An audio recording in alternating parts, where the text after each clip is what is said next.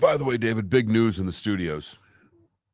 I don't know when it happened. I think it happened over the weekend, maybe last week, but the plexiglass finally came down. Huh. The wires that are in the ceiling things are still here, but the plexiglass has come down.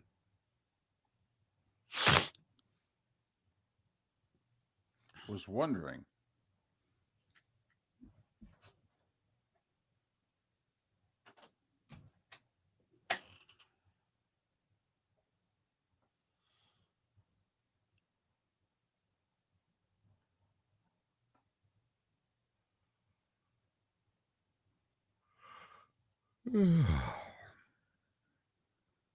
Morning, Paul.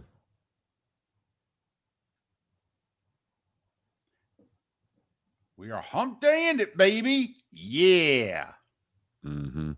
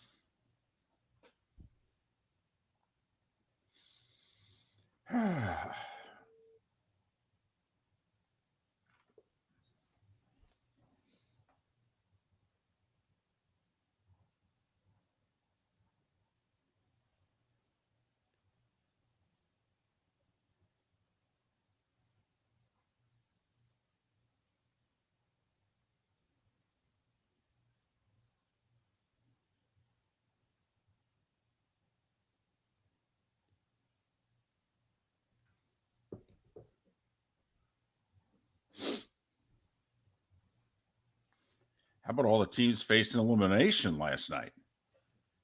Playing their butts off. You should probably tilt your camera down a little bit. There you go. That's good.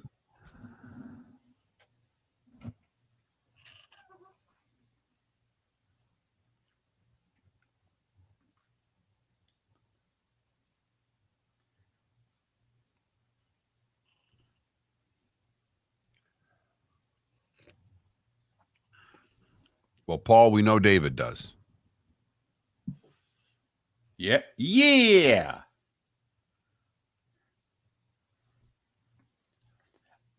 Don't play it anymore. Used to love playing it on the show. Can't do that now. Mark's only in the mood for it like once, at most twice a year.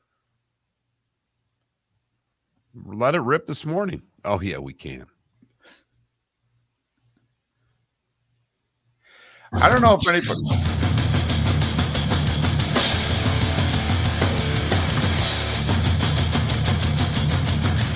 You are listening to Miller and Moulton, exclusively on the Florida Sports Network. And now, here's Mark Miller and David Moulton. Top of the morning to you. It's a hump day. Yeah. Let's get over it together, shall we? How the heck are you? Miller and Moulton here on the Florida Sports Network. FloridaSportsNetwork.com. Thanks so much for being with us. How you doing on this hump day? I'm doing well, David. Thank you for asking.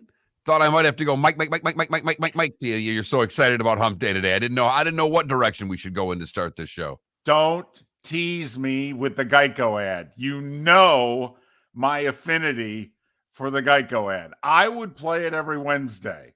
Of course, you would either leave the show or you would force me to leave the show. But you know how much I love that ad. I do. And it was a good ad. It was a good campaign. Right.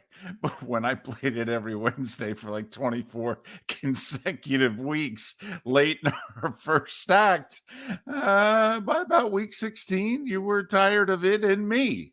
Well, it wasn't just once a show. It was more like once an hour. It's all of a sudden we became a flame-throwing pop radio station that was going to play the same song over and over and over again. Well, you know, Mark, you have constantly changing audience in this radio business. So, you know, top of the hour, it's still hump day. Gotcha. Mike. So, Miller and Moulton, hope your week's going well. Let's get over the hump together, shall we? We are a little over 36 hours away from the NFL draft. And I have to admit, I feel clumps coming. Like, I'm very curious where Tampa Bay is. We'll talk to Roy Cummings tomorrow. But just because I see, okay, we're going to have a clump of quarterbacks go. Wait a minute. I'm sensing something here. Okay.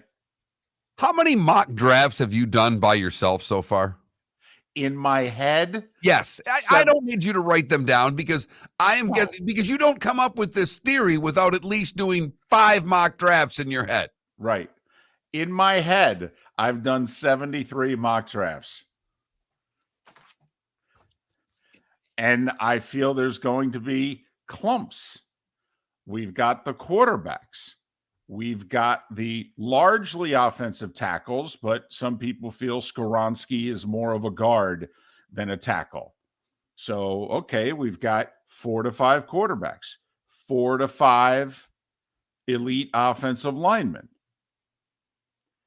Then we're going to have 4 to 5 pass rushers. Then we've got 4 corners. So I'm doing the math here, Mark, and I'm trying to, and then we've got Bijan Robinson, the running back, who's apparently on everybody's top 10. Most people feel if you're just going by the quote unquote board, he would have to be a top 5 player in the draft. Okay. So just add them up here. We got Tampa at 19. We got Jacksonville at 24. JP Shadrick will join us today talking about the Jags. And, my team's drafted 25th. Trying to figure out, okay, what are we going to be left with here? Like, I haven't mentioned a wide receiver. Well, that's because there's only 2 that have first round grades attached to them. Maybe 1. I've seen as many as 4, though, that will probably be taken. But yes, only 1 or 2 may have the grade. That's very true. And let me restate, there's 12 guys that are going to get drafted that don't have first-round grades, at least. Correct. And that's by the clubs. That's not by Miller and Moulton. What we've learned through this is there are between 16 and 20 every year. First-round grades. Sometimes a couple more, but that's generally where it is. So when you're in the back half of that first round, you're drafting second-round talent with a first-round pick. Mark, officially, this Miller and Moulton during our 73 mock drafts in my head, 17.7. Gotcha. First round, okay, graded talent in this draft. That's what we're going with, 17.7. And, of course, the Bucs are drafting 19th. So I'm intrigued. That's all. I mean, somebody's going to drop, right? We got 3 tight ends that are considered first round worthy. Now, the thought is Dallas at 26 is taking a tight end, but, who else is going to take one? Minnesota could at 23. So just, I've got my clumps. I don't know about you, Mark. I grew up with lumpy mashed potatoes. When my mom cooked the first 9-10 years of my life, my mom's mashed potatoes had lumps in them. Lumps, like divots. All right. My grandmother's, no, smooth as a baby's bottom potatoes. My mother's, okay, it was like the Alps. And so I'm looking at this draft as my mother's mashed potatoes. I just see lumps. I have to be honest, and I don't mean to offend your mother here, but I'm going to. That sounds awful. Why? You just take your fork and you smush down the lump, and next thing you know, it's as smooth as a baby's bottom. That's all. That's how we improvised, Mark, back in the day. But, hey. A lumpy draft is better than a lumpy mashed potato. That's all I'm saying. That I would agree with. Okay? Unless you have gravy. Then I think you could make the case for the lumpy potatoes. Wasn't that last year that Sauce was drafted? I mean, there's no gravy in this draft, is there? There was Sauce in last year's draft. I think Anthony Richardson could be the gravy. I'll be honest with you. I mean, because Anthony Richardson could completely make or break this draft for somebody. I think there's a couple of guys that are the gravy in this draft. one of those wide receivers, I think. Everybody's saying there's no Jamar Chase, there's no Justin Jefferson in this draft. You sure the kid from Ohio State is not elite? Are you sure the USC wide receiver is not elite? He was elite the year before at Oklahoma. Didn't get hurt. Are we sure? Just saying. So that's where I am. Clumps, lumps. That's what's on my head. 17.7 first-round quality players in this draft. How many times did you draft the same player in the draft in your mock draft in your head? Do you get confused with mock drafts that I had the same corner go 7 times in a real draft once, so. No, I'm one of those. I never take the same guy twice, except for Bryce Young to Carolina. No, otherwise, every single pick is different. Every single one. You know me, Mark. Come on. Okay, we're doing it again, Moulton. You've got Detroit at 6. We're doing it again. Got it? Yeah. Same 5 guys could go ahead of me. I'd take a different guy at 6. That's just me. Unless I've got a man crush. If you know me, if I've got the man crush, whatever I got to do to get my hands on that guy. And it is interesting, the number of players that have not necessarily slipped, but the number of players that we're unsure about. Jalen Carter certainly slipped. C.J. Stroud is potentially slipping. Will Anderson could slip based on the quarterbacks and how they're drafted. I saw a mock draft with Detroit getting Will Anderson at 6. It's like, really? They'd take that. They would do cartwheels to get that. They would take that. The other thing I'm curious about is, all this talk, trades. Well, got to remember, we've already had a ton of trades. We got 5 teams who don't have a first-round pick. 5. We had a team trade up from 9 to 1 already. I mean, how much more are you expecting?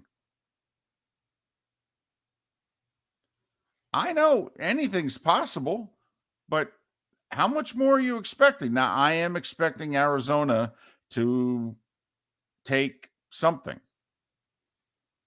Now, they could set a new precedent, Mark. They could take such a little piece of compensation to just move down. But I expect Arizona to move out of 3. I mean, if you want a quarterback, how can you let Indianapolis just sit there at 4? Don't you have to jump ahead of them? That's if Indy doesn't move up from 4 to 2, although we don't think Houston would trade within the division. A lot of big. It should give Arizona a little bit more compensation just for fear that they may jump. That Indianapolis may jump to Arizona. I mean, don't you have to, if you're Indianapolis, don't you have to move up for 3? Even if literally Arizona has no one else calling, their phone is not ringing. If you're the Colts, can you really take the chance? I don't think that you can. No. That GM, I mean, for goodness sakes, the owner's already come in and fired a coach on you, hired a broadcaster, wanted to rehire him. I mean, come on. If you're that GM, you got to regain control of the shop here. You got to get your guy. It's only your career. Don't worry. Right. No big deal. So now I'm in. We got some, NBA games tonight, which really interests me. My Knicks, they've won 1 playoff series in over 20 years. Winning a second, everything's relative, Mark. I know for a lot of fan bases, not a big deal. For this one, kind of a deal. The Heat with a chance to make history tonight. All right. By the way, there's never been a team up 3-1 in an NBA playoff series that's as big a dog as the Heat are tonight. Do you see the number? It's got to be 10. Oh, 11.5. Think about it. Teams up 3-1. You can get them at 11.5. Somebody's got to let Jimmy Butler know before the game. That's if he has any energy left at all. Somehow I think he knows. But he does too. Somehow I think he is aware of the negative things that are said about he and the team that he plays for. In fact, I think he has someone on the payroll whose responsibility it is to get him that information. Not that athletes pay attention to the betting lines. No. That's not a thing or anything. So, getting fired up. Can one of our 17.7 first-round picks fall to Tampa Bay at 19? Possibly even to Jacksonville at 24. That's what I'm curious about. Great show lined up for you again. Seth Everett on the show, JP Shadrick to talk Jags, and we'll revisit our conversation with Mark Dominik from yesterday. It's Miller and Moulton. Thanks so much for listening right here on the Florida Sports Network. David Moulton for Napa, Napa Auto Parts, and Napa Filters. Insist on Napa Filters for your vehicles, or if you're a do-it-yourselfer, only buy Napa Filters. Napa has a filter for almost anything on earth that moves, whether it's motorcycles, foreign and domestic cars, vans, SUVs, earth-moving equipment. You get the idea. Napa Auto Parts, Napa Filters. Insist on them for your vehicles, or if you're do-it-yourselfer, only buy Napa Filters. Located on the East Trail, locally owned Naples Tiki Bar and Grill is an outdoor eatery next to the Hitching Post Shopping Center. Island-inspired food with a true tiki theme. The best place in Naples to enjoy the beautiful weather in Southwest Florida. The Naples Tiki Bar and Grill offers a great menu for dine-in or takeout. Enjoy our famous pulled pork, huge burgers, and tiki bar cocktails. Don't miss happy hour every day from 3 to 6 and live music 7 days a week. See you soon at the Naples Tiki Bar and Grill, 11498 Tamiami Trail East. Miller and Moulton here for the Clutch Vodka Play of the Day. Mark, remember Nick Charles, Fred Hickman, the CNN Play of the Day? Yeah, CNN did a nightly sports show. That was a while ago. Yes, it was. Just work with me. Everyone liked the pod, the Play of the Day. So how about we have the Clutch Vodka Play of the Day? Sounds good. Fun. Smooth. Like Clutch Vodka. Listen weekday mornings for the Clutch Vodka Play of the Day. That's Clutch with a K. Hello, friends and family of Southwest Florida. Are you looking to tap into the electric vehicle market? Well, look no further, because we here at Southwest Florida Golf Carts have just what you need. E-bikes, golf carts, LSVs, scooters, and more. Come down and talk with one of our experienced sales reps, have a soda and a smile, and you could be cruising the streets in your new EV today.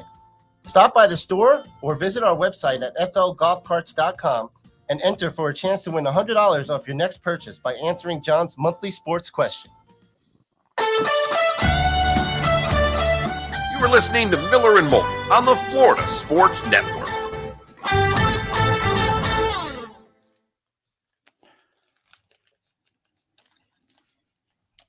The Cardinals do want to trade D-Hop. His contract is a problem. Plus, he's 31. Now, could somebody pick him up for a day 2 pick, maybe? Yeah. But I'd be surprised if D-Hop went for a day 1 pick. Unless there was just a pick swap involved. Also, Ambien, D-Hop's not going to get to call which quarterback he has to play for. Arizona's just going to send him wherever they could send him.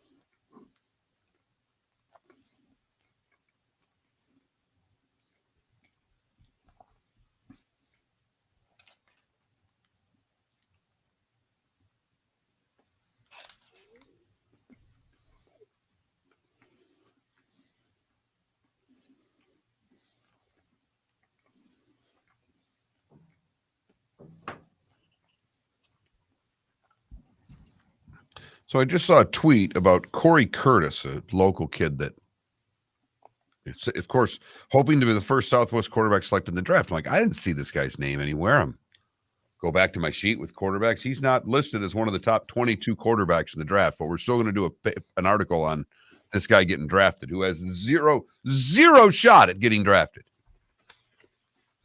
Zero. Because I'm seeing 8 guys on my sheet that are going to be free agents, and he doesn't make that list.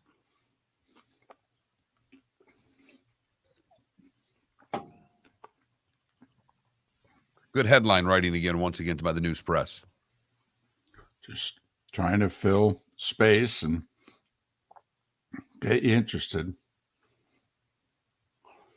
I can't believe, Mark, you would accuse a local media of hyping up a local athlete. What? That never happens.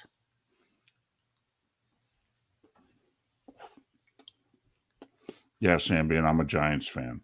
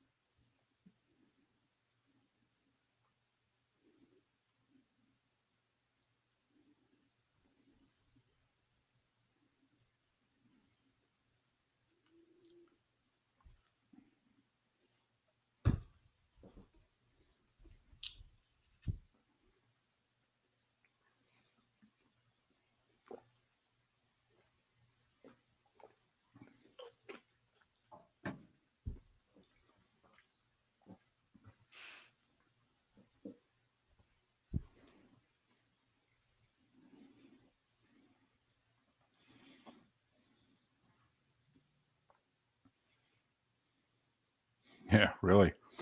Road team's 4-0 in that series.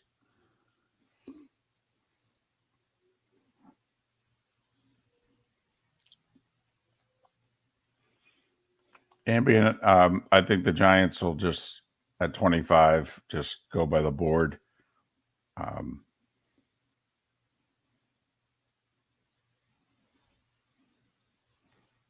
My guess is they're going to trade up in the second round that they'll use because they've got 10 picks, including 2/3.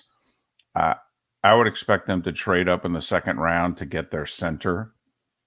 Like that, if the Minnesota kid falls into the early 40s.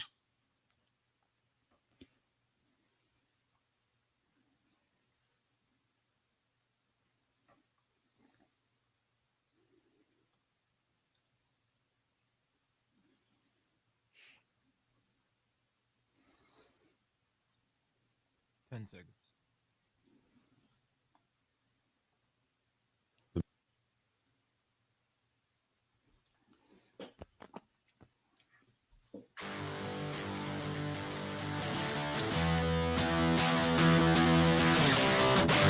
You're listening to Miller and Moulton, only on the Florida Sports Network. 21 minutes past the hour, top of the morning to you. Happy hump day. Miller and Moulton, Florida Sports Network, floridasportsnetwork.com. Mark Dominik, an interview that took place during the bonus hour yesterday. Most of you don't get the bonus hour. And so when we get somebody good during the bonus hour, we like to replay it so you all get to hear it. So we had a nice 12-minute conversation with Mark Dominik yesterday. He's covering the draft for SiriusXM. And, he had a few first-round picks over the years. Some worked out, some didn't. And Mark Dominik, we'll replay that interview for you coming up in about 40 minutes. JP Shadrick talking a little Jags, drafting in a very unfamiliar spot at 24. They could take a nap, for goodness sakes. What the heck? They picked first the last 2 years. And Seth Everett will join us in a couple hours as well. He'll much better spirits than we thought. Oh, will he be in a good mood today? Yeah, I'll bet he's wearing Devil stuff today. I totally agree. They were down 1-0. He did not wear Devil stuff last week. Now, 2 road wins, 2-2 with the hated Rangers. I am curious if he'll allow his daughters to go to another playoff game since he brought them to one game and they lost said game. will be interesting to hear what the game plan is for Game 5 tomorrow night. We'll talk about that and quite a few other things with Seth in a little over 2 hours' time. Hey, where are you on the thank you goodbye letter? You know, that's become the last 10 years social media thing. Used to be occasionally an athlete would take out the full page ad in the paper. Now he can't do that because no one reads the paper. And the paper may be gone. Right. But also to reach more people, they take to social media. Right. I have no problem with the thank yous. I don't know how much of them I believe.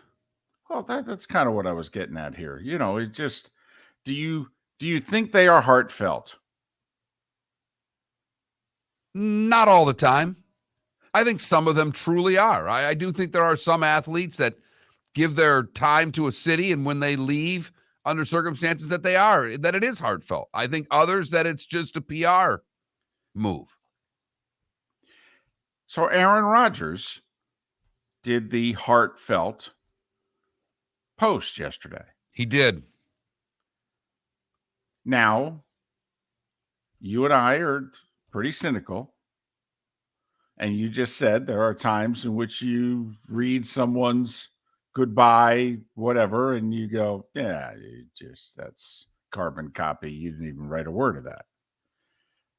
I really like this one. And here's why. Because he mentioned like only 3 people that you and I would know. He didn't mention any of the players. He lumped them all together. He mentioned, 2, 3 front office people that we are familiar with and the head coach. But for the most part, the people that he named, all behind the scenes people. All the equipment people, the cafeteria people, just the stadium workers. Plus, a lot of nicknames. Got to admit, Mark, halfway through it, I thought he was a hockey player. He had so many nicknames for people. I'm like, man, you sure he doesn't play hockey? They don't call anybody by their name in hockey. Well, if you think about it, and I'm not even being flippant here, he spent far more time with the equipment guys and the training guys than he did with most players because players cycle in and out. He'd been there a long time. Who are his relationships with? The guys who had been there a long time. I understand. No. I'm actually agreeing with you. I'm not trying to be cynical. I'm like, right. That's why those are the guys he was with for a decade plus. Almost 2 decades. I mean, he was drafted in the spring of 2005. 2005. I mean, you don't want us going back in time. I mean, do you know the spring of 2005, the NHL was in a lockout? I mean, we could play this all day. Tom Brady had only won 3 Super Bowls when Aaron Rodgers was drafted. Digress. And he had only been in 3. But Peyton had yet to win a Super Bowl when Aaron Rodgers was drafted by the Packers. So, I don't know. I was impressed by it. I don't think he sat down. He got traded early afternoon because he was out in California on Monday when he got drafted. I don't think he sat down at 4:00 California time Monday and penned this. I think he had it written, quite a few weeks ago. But still, I was impressed. Seems like a decent guy. Thanking the little people who made his stay special. And he also said, this isn't goodbye. I'm coming back. You guys have my heart. I'll always be a Packer. Cool. All right. I don't know, maybe 3 or 4 Packers fans who are like, good riddance. It's been tired of his act. Can't wait to get rid of him. What I thought was great yesterday is I went down a TikTok hole and saw a TikTok video of a guy who walked into a Packers bar yesterday with a Jets jersey and screamed Jets, Jets, Jets, Jets. There's two things I liked about the video. One, the moxie of that guy to pull that off. And two, the fact that he went into a bar midday in Green Bay and the bar was full of Packers fans in Packers jerseys drinking, celebrating that Aaron Rodgers, because they got happy that I don't know what happened here, that at the end of this, they were happy that they traded Aaron Rodgers. Right. Get rid of the bum. I mean, how many Super Bowls did we win with him? One? Whatever. I mean, that's one more than Lynn Dickey, for goodness sakes. One more than Don Majkowski. I mean, how great was he, really, in the grand scheme of things? This is title town, not MVP town. Yeah. How many titles we win with him? One?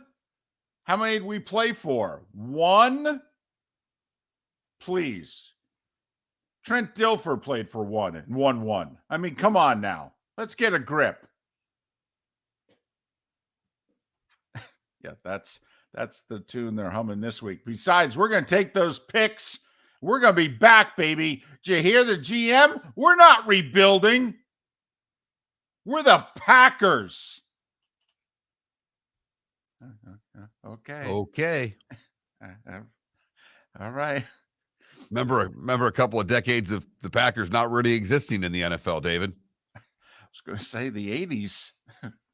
Kind of a lost thing. From MacArthur Lane and John Brockington in 1972 to Brett Favre in 1992. I believe that's referred to as the wilderness. And they could be heading back there again. So good luck. Once again, who's happier today, Bears fans or Jets fans? We know it's Jets fans, but come on. Bears fans have got to have an extra spring in their step. Man, oh man. Whew. So, I don't know. I like the letter. That's all I'm saying. You know what?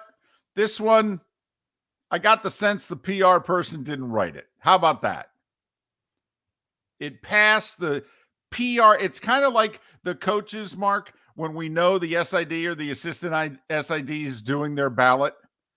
You mean Red, T-Bone, Oda, Kev, Brian, Nate, Flea, Doc, Pep, and Cuz weren't something that the PR department put in there? Right. Either that or somebody from the Chicago Blackhawks wrote it. One or the other.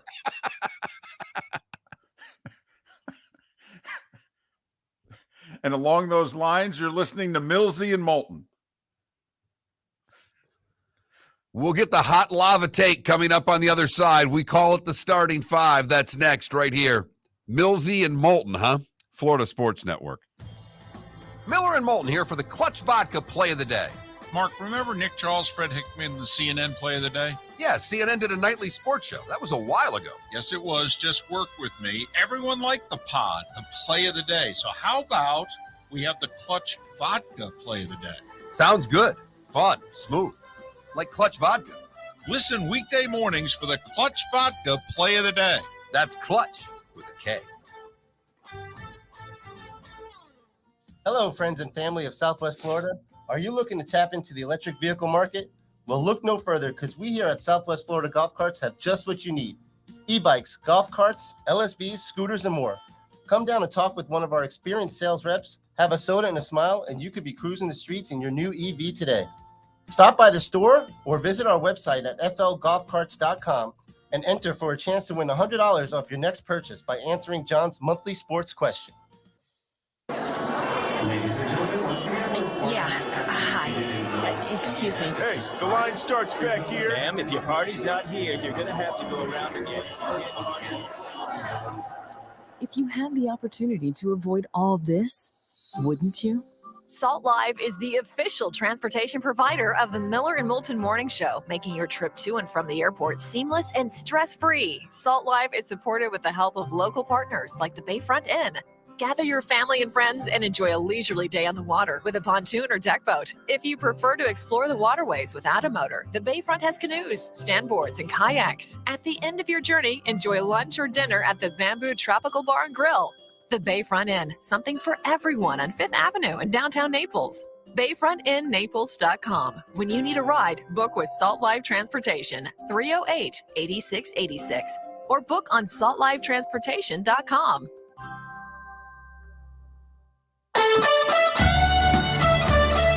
You were listening to Miller and Moulton on the Florida Sports Network.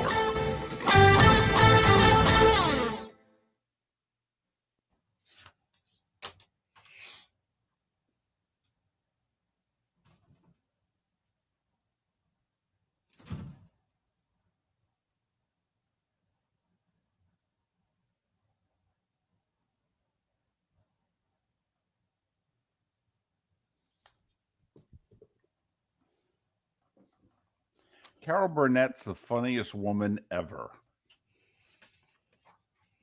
Oh, shnikey. Where did the second son of a biscuit? Can you print it there? No. Oh, well. Can Felipe print it from his side? No, because I'd have to have it, and it's not on this computer. Gotcha.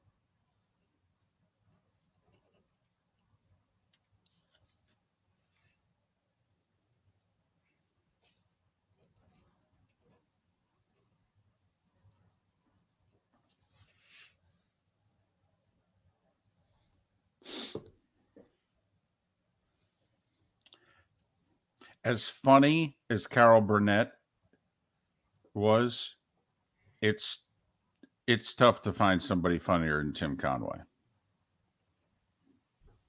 And I loved how he kept making everybody laugh and they just kept rolling.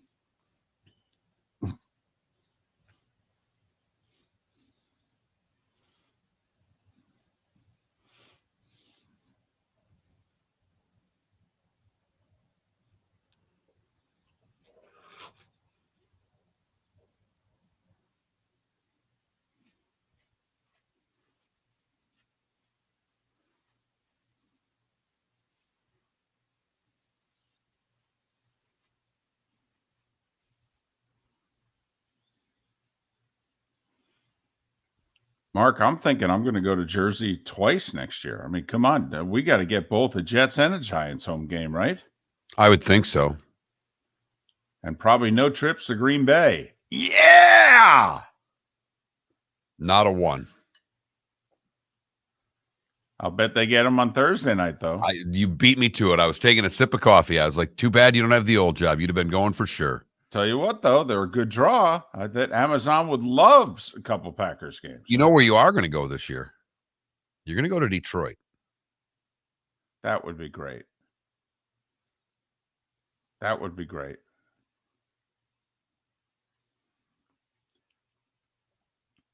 I believe, was it the butt fumble game? Canada relief? Or that was that Thanksgiving night, the butt fumble. And the Jets have not been in prime time much. I mean, we did them a couple times on Fox on a Thursday.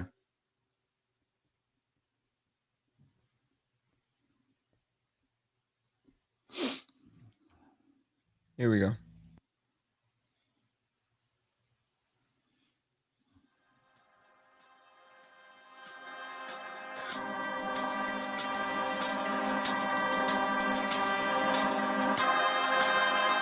You're listening to Miller and Moulton, only on the Florida Sports Network.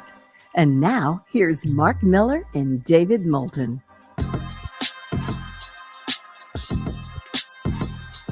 "22 minutes before the hour. Miller and Moulton, Florida Sports Network, floridasportsnetwork.com.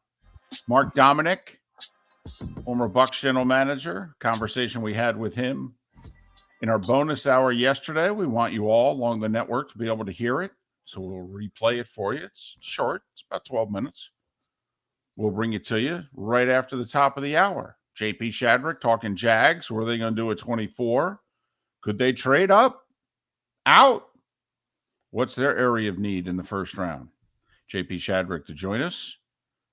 And Seth Everett 2 hours from now for his weekly visit.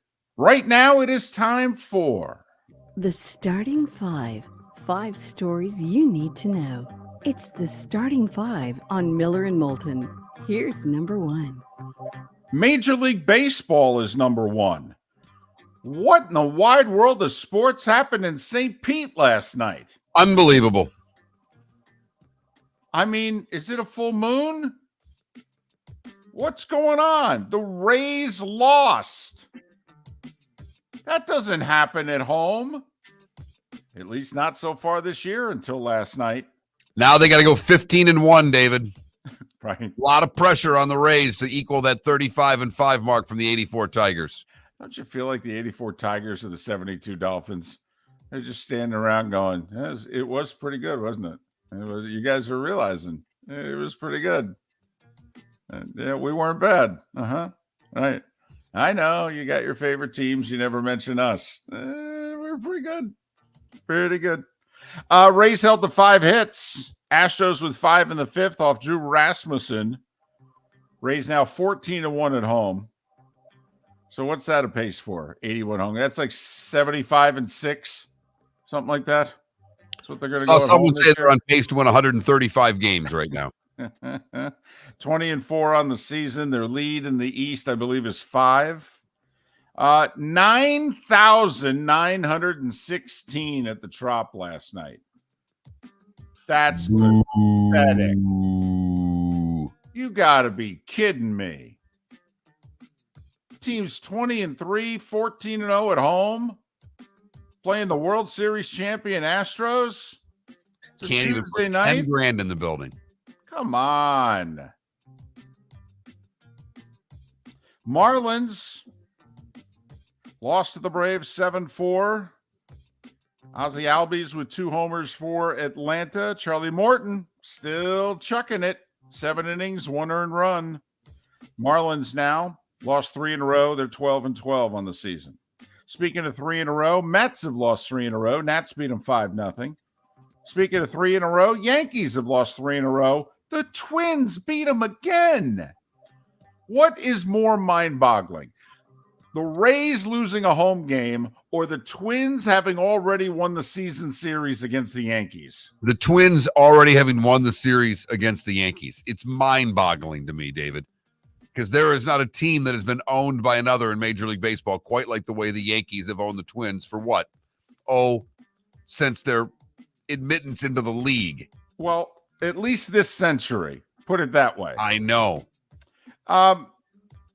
Answer the trivia question. Major League's first 5-game winner? Answer, Minnesota's Joe Ryan. Red Sox beat the Orioles 8-6. Toronto sent the White Sox to their 6th straight loss. I'm going to try to channel my inner AJ Pierzynski here, longtime White Sox catcher. He was doing a podcast the other day with a White Sox official, and he just asked him, what the F is going on? They're 7-17. This is not the Royals Oakland A's roster here. They got real talent on the South Side. What the heck? I mean, bring Tony La Russa back? What is going on? Seattle beat the Phillies 5-3. Jared Kelenic homered in his third straight game. Pirates blew a 7-2 lead. Dodgers beat them 8-7. That's the bad news. The good news, they actually shelled out some money. Their best player, Brian Reynolds, got an 8-year, $107 million deal. First Pirate to get a $100+ million contract. For those of you that don't know, he's a 28-year-old outfielder. Pretty good player. He's been an all-star a couple times. 280, 27 homers, 85 RBIs, that type of player. Tigers beat the Brewers again, 4-3. 4-run second did it for Detroit. Giants have won the 4 in a row. They beat the Cardinals 5-4. Angels 5-3 over Oakland. A's are 5-19. The Cardinals are 9-15, and I know it's not what the A's are, but the Cardinals are in last place, 6 games below 500, just putzing along as this season is beginning. Right. Remember, they got rid of that manager a little over a year ago who had won 3 straight division titles. Now, I know they won the division last year, but things don't seem honky-dory. Their pitching's a mess right now. Yeah. So we'll see. I mean, usually in St. Louis, they start pointing fingers pretty quickly. GM's got a longer contract than the manager. I'm just saying. So the A's have the worst record in baseball at 5-19. That's because Kansas City won yesterday. They beat Arizona 5-4. They're 6-18. Cubs with 4 in the 8th beat the Padres 6-0. San Diego held to 5 hits. The Reds were down 6-0 in the 7th. Scored 1 in the 7th, 6 in the 8th. Beat Texas 7-6. Colorado over Cleveland 5-1. Charlie Blackmon led off the game with a homer for the 40th time in his career. That sounds impressive, doesn't it? It does. 9th all-time leadoff home runs. I'm guessing Ricky Henderson's number 1. Where my head was, but I don't have the answer. 7 afternoon baseball games today. Rays and Marlins are both playing in the evening. NBA, there were 3 big home favorites to wrap up their respective series. Hope you took the points. The first game was in Boston. Celtics have a 12-point lead mid-4th quarter, and Trae Young said, I really don't want to be done. If it's okay, can we come back and win this thing? He had 38. He hit a 30-footer with 2 seconds to go to give the Hawks a 119-117 win. Game 6 Thursday in Atlanta. For the record, it is Ricky Henderson, 81. Oh, okay. Wow, so Charlie Blackmon's not even halfway there. No. Wow. Alfonso Soriano is second with 54. And, oh, boy, I think he's with Toronto now. I think the active leader's 53. Springer. There you go. So remember, Celtics are waiting to play the Sixers, who are done. Sixers, by the way, are loving this because Joel Embiid's hurt. And now, instead of this series starting Friday, Saturday, the earliest this series will start is Sunday, probably Monday. Philly is loving Trae Young in Atlanta. Denver and the T-Wolves, Denver was a 10-point favorite. It was tied going to the 4th. It was a 1-point game late. Jokic with a big 3-point play in the final minute. Jamal Murray with 35. Nuggets eliminate the T-Wolves in 5, 112-109. By the way, Jokic had a very impressive stat line, 28 points, 17 rebounds, 12 assists. He scored the 28 points, going 8 for 29 from the field. That's not very good. No, it really is not, David. Next up for Denver will be Phoenix. They were a 12.5-point favorite over the Clippers. and they found themselves losing at the half. So, Mark, in the third quarter, they outscored LA 50-24. 50-24. It's not easy to score 50 points in a quarter. It's 12 minutes, just to, recap. I mean, that's over 4 points a minute. Devin Booker at 47, KD 31. Phoenix and Denver in the second round. Easier to get to 50 when you have a Booker and a KD. It really is. It helps. It is. Remember, what did Phoenix find in this series? They were losing by 13 in game 2, having lost game 1, and they started picking up the pace. They took the ball out of Chris Paul's hand. They gave it to Booker and KD and said, the offense will run through you guys. And the pace quickened, and they started winning. Boston lost as a 13-point favorite last night. Wow. Knicks, Cavs, Lakers, Grizzlies, Heat, Bucks, Warriors, Kings, all in action tonight. All game 5s. Knicks and Lakers and Heat trying to wrap things up on the road. Golden State and Sacramento are 2-2. De'Aaron Fox, broken finger on a shooting hand and all, says he's playing tonight for Sacramento. Golden State, a 1.5-point road favorite. What have they won, like 9 road games this year? They're like 9-34, I think, on the road, including the first 2 games in Sacramento in this series. And they're favored. NHL. Islanders stave off elimination. They go into Raleigh, beat the Canes 3-2. Game 6 of that series is Friday. Dallas scored 2 first-period power play goals. They beat the Wild 4-0. Game 6 of that series is Friday. And Edmonton leads the series with LA for the first time. They won Game 5, 6-3. They're up 3-2. Game 6 is Saturday.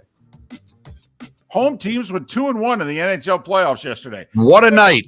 So the Rays lost at home. The Twins are beating the Yankees. And home teams are winning in the Stanley Cup playoffs? Which they had not been hardly at all. So a great night for the home teams on the ice. Bruins try to eliminate the Panthers tonight, 7 o'clock ESPN. Kraken and the Avs tied at 2, 9:30 tonight on ESPN. Those are the 2 Stanley Cup playoff games. Felipe, correct me, because sometimes I mispronounce this young standout's name. It's Paolo Banchero, right? Yes, Paolo Banchero. That's pretty good. He's Orlando Magic star guard. He was named the Rookie of the Year. Almost unanimous, Mark. He got 98 of the 100 first place votes. Aaron Rodgers with a heartfelt Instagram post saying goodbye to Green Bay and the Packers. He'll be introduced today in New Jersey, putting on that number 8 jersey with the Jets, Jets. Bengals procedural. They picked up the 5th-year option on Joe Burrow. $29.5 million. Don't get used to it, Cincinnati. Yeah, I don't think that's what he's going to be making next year. I have a feeling they're working on a contract. It's going to be worth a little more. I know, and I'm just going to use the Charlie Wilson's war line. Double it. Double it. Yeah. The Vikings. That's what his agent's saying right now. No Just question. Mm-hmm. The Vikings did the same thing with Justin Jefferson. They picked up his 5th-year option for next year. They're trying to negotiate a long-term deal with him as well. $19.75 million for Jefferson next year if they don't work out a new deal. And at 9 minutes before the hour, gentlemen, that was the Starting 5 every weekday morning at this time on Miller and Moulton.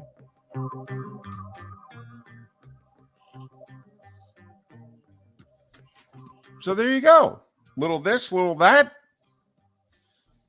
NBA, NHL playoffs. Rays losing at home. Twins beating the Yankees. Not sure, quite frankly, what the lead is. It's the Florida Sports Network. We'll go with the Rays, but my goodness, what is going on? Yeah, I was having fun. I wanted to see the Rays. I mean, I was having fun with the streak. It would have been nice to see it extend one more. But now what we talked about, just win this series. Yeah. It's a good team. I mean, it's so boring, Mark. winning 2 out of 3. I Really? know. I mean, is that what we're left with, Tampa Bay? Just winning 2 out of 3? Really? I mean, that's a pace where you win 108 games. I mean, you expect us to get excited about winning 2 out of 3? Seriously? I mean, you're on pace to win 135 and 9,900 showed up last night.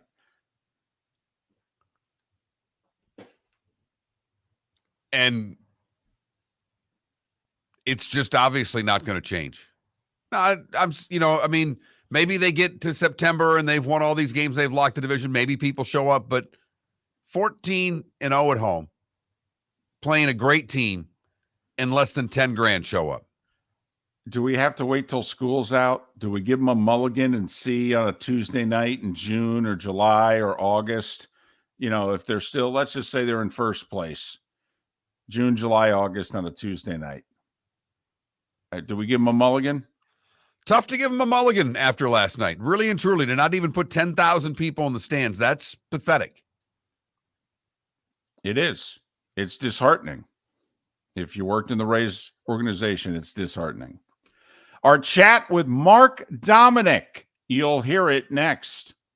David Moulton for Napa Auto Parts, and Napa Filters. Insist on Napa filters for your vehicles, or if you're a do-it-yourselfer, only buy Napa filters. Napa has a filter for almost anything on earth that moves, whether it's motorcycles, foreign and domestic cars, vans, SUVs, earth-moving equipment. You get the idea. Napa Auto Parts, Napa filters. Insist on them for your vehicles, or if you're a do-it-yourselfer, only buy Napa filters. Hello, friends and family of Southwest Florida. Are you looking to tap into the electric vehicle market?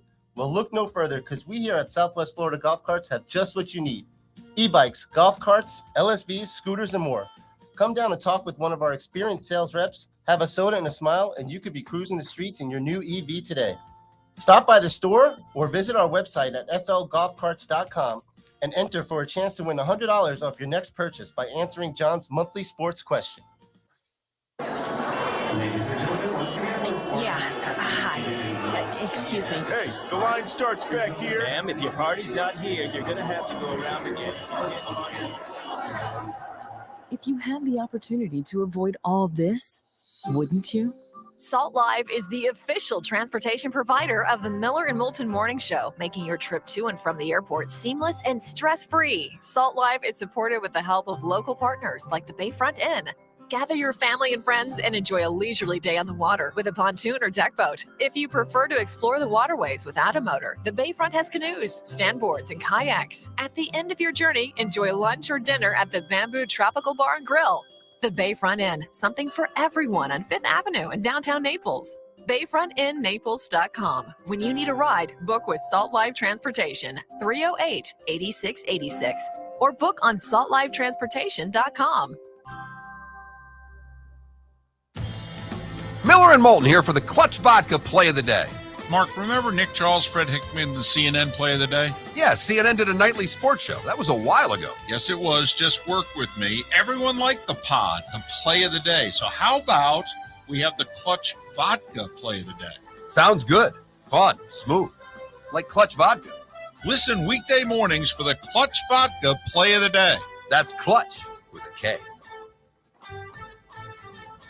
Located on the East Trail, locally owned Naples Tiki Bar and Grill is an outdoor eatery next to the Hitching Post Shopping Center. Island-inspired food with a true tiki theme. The best place in Naples to enjoy the beautiful weather in Southwest Florida. The Naples Tiki Bar and Grill offers a great menu for dine-in or takeout. Enjoy our famous pulled pork, huge burgers, and tiki bar cocktails. Don't miss happy hour every day from 3 to 6, and live music 7 days a week. See you soon at the Naples Tiki Bar and Grill, 11498 Tamiami Trail East.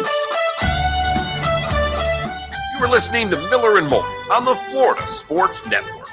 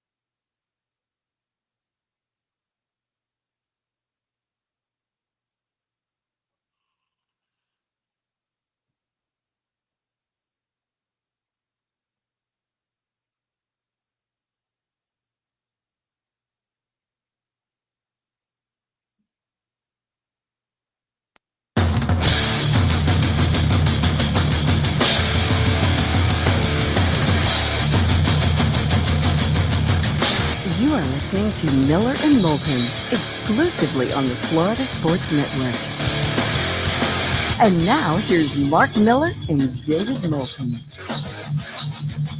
Miller and Moulton, the Florida Sports Network. Thanks so much for being with us. Thrilled once again to talk with former Bucs general manager, 20 years in the league. Now he talks about the league, Mark Dominik. Follow Mark on Twitter, Mark Dominik NFL, Dominik NFL. He'll be broadcasting the draft live once again. Not only his duties on NFL radio, but he'll be live on the college channel, Sirius XM 84 for 5 hours, Thursday and Friday. Mark, you're going to be on location. You're going to have barbecue. People are going to be putting drinks in front of you. Have you ever done a draft like this? I've done a couple drafts like this. It started back when we had the draft in Nashville and Margaritaville. It kind of went from there. Had an opportunity to do one in Vegas last year, which was a lot of fun. And then, this is going back home. That's my University of Kansas. And, I know the barbecue in Kansas City well. So this is a win-win for me with the draft being held in KC. No doubt.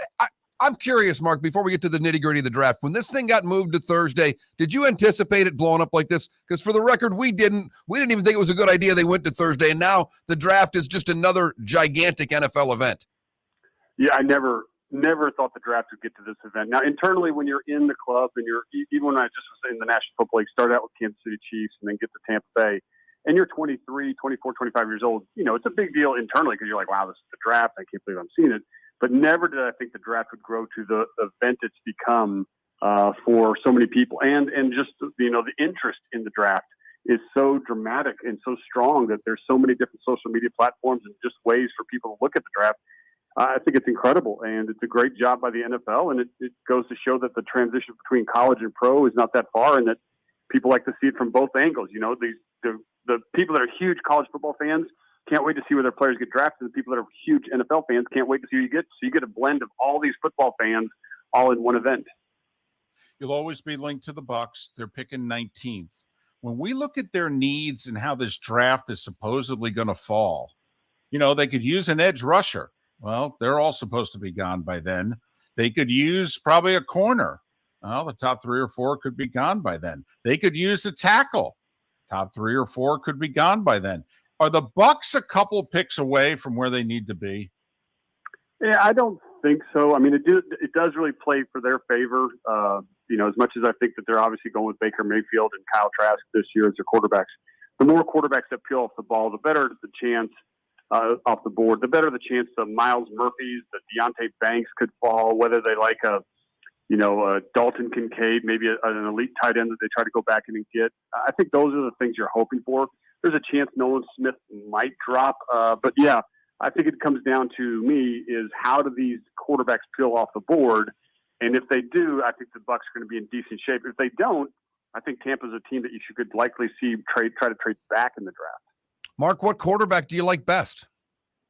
Oh, I mean, I'm with everybody else. I think, I don't know if everybody else, but Bryce Young, to me, I've been on Bryce Young since January. Have not changed my position on Bryce Young. And I know that he's small and not thick and all those things, but, I've had enough time to spend with so many Alabama players, not only this year, but previous years. And just, being able to talk about him and what he brings and his energy and his ability to make plays, not only with his feet, but certainly with his arm. It's why Carolina made the move early on to get to that number 1 pick and to take Bryce Young. Why will being 5'10" no longer be the issue that it has historically always been? Well, David, I don't know if it's not going to still be the problem. I still think you talk to people at Arizona, whether it's coaches that have been there or haven't been there, or front office who are there or not there anymore. Kyler Murray's height isn't an issue. It is hard to see over the offensive line. It's a lot of you've got to be able to move the pocket a little bit, let him have a little bit more clear throwing lanes. But it's anticipation and timing and knowing where guys are going to be, as much as it's going to be hopefully seeing guys where they're going to be. Being able to read the defense prior to the snap and be able to see and feel the coverage as the snap unfolds in front of you helps you give that confidence of that's where I'm going with the football. And then you got to just have that accuracy touch thing. I think the weight is the bigger concern for me than the height on Bryce Young. I don't love that he's 5'10" and change, but I'm not going to sit there and say, 2 inches, if he was 2 inches taller, I'd feel a lot better about him. I think his heart measures bigger, and I'm taking with that measure over his height. Where we don't draft running backs anymore, there's a special one. This Robinson kid looks to be a really special player. How hard would it be to let someone like that go, knowing the talent he possesses in a league that doesn't really value running backs the way it once did? Yeah, he's a phenomenal player, right? And I think that he's the guy that everybody's been quietly not trying to talk about in the NFL circles, because everybody sees him as one of those elite type of backs because of how great he is catching the ball.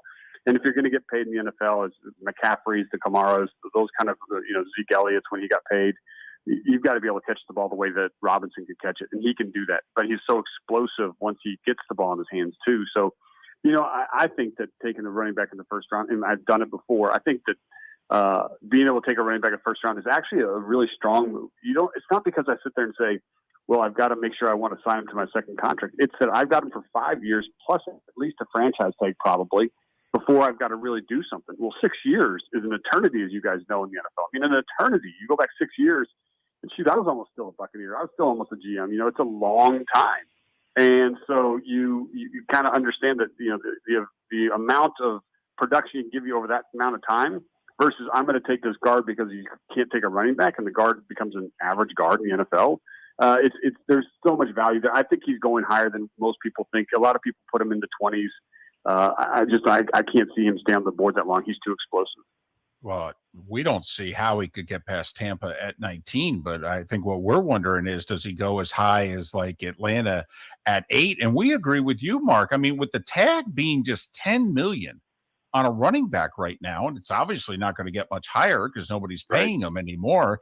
I mean, you could argue it's the most affordable position maybe in the league. I don't think you're wrong. I think it becomes that. And to your point, I think, which is very strong, when as we see these running backs getting cut from their contracts, that tag is going to get lower and lower. It's not going higher and higher. It's actually going to start to come back even maybe a little bit more, or it's going to stay status quo while the cap jumps into $20 million next year and another $15 million after that. And you're still sitting there going, still $10 million. And so I agree with you. I think that becomes one of the easy building blocks of your football team. When you take that cap or you take the rookie deal and then you even add in, the fifth-year option for a 6th year, you're still at a very affordable rate for a running back, less than what we saw David Montgomery get in free agency. So you got him for 6 years. That's why I don't think he gets to Tampa at 19. I agree with you guys. I think Atlanta's in play. I think the Philadelphia Eagles are very much in play. I think there's a lot of clubs that could be in play that just, makes too much sense to take a player of that, ability off the board and put him on your football team. When you get a kid like Anthony Richardson, who's not started a lot of games, but has a huge upside, you put in the game against Utah and you see greatness. You put in some other games, you see, oh boy, how does that go over in a front office when you're trying to figure out floor to ceiling on a guy like Richardson? Yeah, I think you've got to be able to put him in an organization where he can't and doesn't play week 1. And you can't have the pressure of he's got to play because he's a first-round pick. I mean, I think you've got to give him a little more time than you do with C.J. Stroud. That I think, seen a lot and done a lot. Bryce Young, seen a lot, done a lot, even to the point where, Will Levis is certainly played a lot more snaps and thrown the ball a lot more around the football field. So when you start to think about what they've all done, I think Richardson's got to go to a team where he can almost sit for a year or gets cleanup duty in certain situations where he gets some film and some footage, but not, going to like week 3, it's Blake Bortles and you got to play him because you picked him number 1 overall. You can't put Richardson in that spot. If you do, I think it's going to ruin his career, and we may never see what he's going to be. So I think you've got to look at the clubs that have a little bit more flexibility in terms of maybe multiple picks, or, it's easy to sit there and say the Seattle Seahawks. It makes sense to me where Geno Smith can be the quarterback if they like Anthony Richardson. It's interesting that, C.J. Stroud was the one that quote unquote tested, well, not quote unquote, he tested poorly in the S2 testing when I thought that was going to be Richardson more than Stroud, having met them. It's very confusing a little bit. And I think that's the fun thing that we're at Tuesday, fellas, and it feels like the certainty of the draft is falling apart faster than it usually comes together. So I think it's going to make for a great first round on Thursday night. Mark Dominik, he'll be live at the draft in Kansas City, broadcasting on SiriusXM College Channel, 5 hours both Thursday and Friday. Follow Mark on Twitter, Mark Dominik NFL, Mark Dominik NFL. Well, a quarterback who ended up sitting for 3 years, Aaron Rodgers, finally traded to the Jets. Quickly, your thoughts on the trade, but more so, Mark, your thoughts now on just how good are the Jets? Well, I think it puts the Jets at number 2. I think they passed the Miami Dolphins and certainly feel like they've passed the New England Patriots. I don't think this is going to put them over the top of the Buffalo Bills because I think Buffalo still has a more complete defense. I think the Buffalo Bills have a better skill set around him, whether it's the tight end, the wide receiver room. I think this puts the Jets to me in the postseason. I think that they're a wild card team, but I don't think they're going to take over the AFC East. I like the move for the Jets. I think it's a huge move, and I think it's big for Joe Douglas because he realizes that, you go back into the draft and try to swing again and miss, you're out. So now you've got at least a guy that's hopefully there 1, 2, maybe 3 years if you can get that. And it gives you a chance for what we saw in Tampa where, things weren't going great, but then suddenly Tom Brady comes in and you've built a championship team and Jason Light's done a great job of getting that team together and win a Super Bowl. That's what you want to do. So I think that's what Joe Douglas is doing. Like, let me see if we can do this. And when you have Aaron Rodgers, as you guys know, you have a chance to win every week. You just do. And so now the fun part is, what can we put around him and how do we keep him healthy? And the only surprise I have is why this trade took this long. I always thought the 13th and 15th pick would be a part of it because there's value there between flipping back. But I'm surprised it got to this point where it could have gotten done, a week or two ago, because the picks are in stone and we already know what they all are. But, happy that it's gotten done. It's certainly a big day for the Jets fans, and I think they should be excited. All right, got about 30 seconds. So what's your go-to? You go brisket, you go ribs. What's your go-to? Well, I can't say it's burnt ends. There's not a lot of places that can do burnt ends the way you can in Kansas City. So, and I'm a spicy barbecue guy, so it's a win-win for me across the board. I am looking forward to it. I tell you that, David. It's gonna be nice. I sense like a doggy bag on the plane, Mark, don't you? Everybody looking around going, what's that? I'll bring some brisket home, I promise. But I always come home with some type of, whether it's Gates or some kind of barbecue sauce. There's going to be something checked on that bag. I promise you that. Mark, safe travels. Thanks for your time. As always, have a great weekend in Kansas City. Hopefully we talk again. Thanks for having me on, fellas. Have a great day. Mark Dominik NFL is how you follow him on Twitter. Dominik with no C. Mark Dominik NFL and NFL Radio. But this Thursday, Friday, he'll be featured on the College Channel, Channel 84. One of the reasons you can tell he's a pro is at the end of that interview, he said, thanks for the time. He didn't give us the any time, guys, because we're paying attention. He knows us. He knows our voices. I've actually done some shows with him in the past. I did 2 drafts with him, in fact. So he knows us just well enough to be cordial. But, hey, let's not make this a habit. Miller and Moulton. Thanks for listening right here on the Florida Sports Network.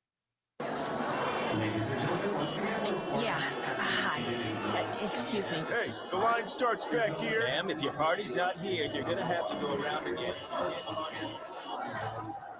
If you had the opportunity to avoid all this, wouldn't you? Salt Live is the official transportation provider of the Miller and Moulton Morning Show, making your trip to and from the airport seamless and stress-free. Salt Live is supported with the help of local partners like the Bayfront Inn. Gather your family and friends and enjoy a leisurely day on the water with a pontoon or deck boat. If you prefer to explore the waterways without a motor, the Bayfront has canoes, standboards, and kayaks. At the end of your journey, enjoy lunch or dinner at the Bamboo Tropical Bar and Grill. The Bayfront Inn, something for everyone on 5th Avenue in downtown Naples. BayfrontInNaples.com. When you need a ride, book with Salt Live Transportation, 308-8686, or book on saltlivetransportation.com. Hello, friends and family of Southwest Florida. Are you looking to tap into the electric vehicle market? Well, look no further because we here at Southwest Florida Golf Carts have just what you need. E-bikes, golf carts, LSVs, scooters, and more. Come down and talk with one of our experienced sales reps, have a soda and a smile, and you could be cruising the streets in your new EV today. Stop by the store or visit our website at flgolfcarts.com and enter for a chance to win $100 off your next purchase by answering John's monthly sports question. Located on the East Trail, locally owned Naples Tiki Bar and Grill is an outdoor eatery next to the Hitching Post Shopping Center. Island-inspired food with a true tiki theme. The best place in Naples to enjoy the beautiful weather in Southwest Florida. The Naples Tiki Bar and Grill offers a great menu for dine-in or takeout. Enjoy our famous pulled pork, huge burgers, and tiki bar cocktails. Don't miss happy hour every day from 3 to 6 and live music 7 days a week. See you soon at the Naples Tiki Bar and Grill, 11498 Tamiami Trail East. You are listening to Miller and Moulton on the Florida Sports Network.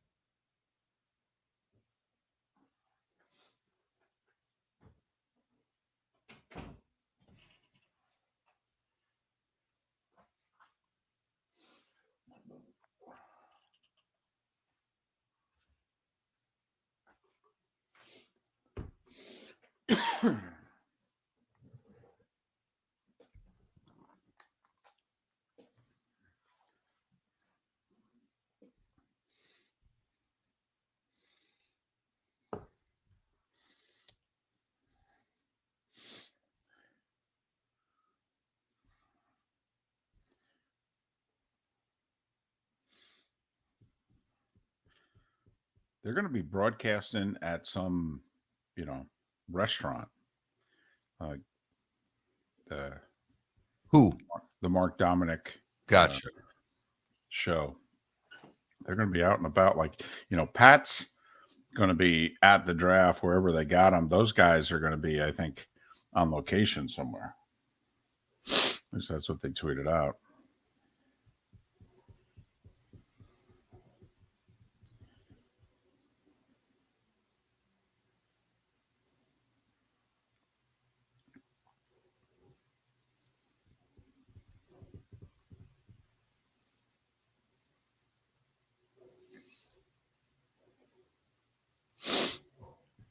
Felipe, I just listened to NBA radio for like 12 minutes, and I heard the call. It's a good call. Another good one was the Valley Sports South call, but the radio call's good. It's television. We've got to really try to refrain. No, he did right. But he found the radio one on regularity. They don't sound as good. No, they don't. But he's sampling them. He's, he even went looking for the Celtics call because sometimes, the Celtics call is so biased the other way. It sounds like a funeral.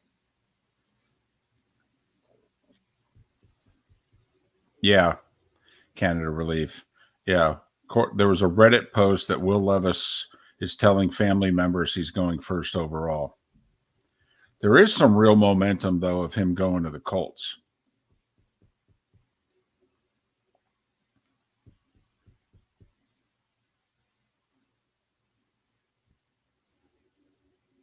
How'd that interview sound? Okay.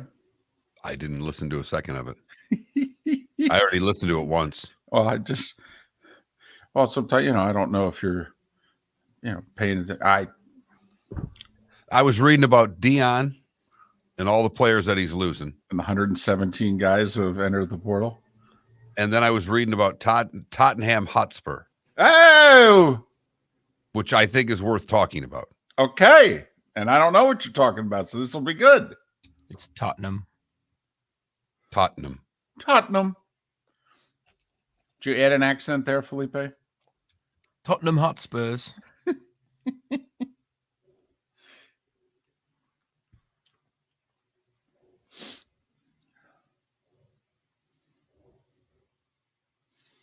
Oh, please. The kingdom is abuzz. Harry and Meghan were out at a Lakers game.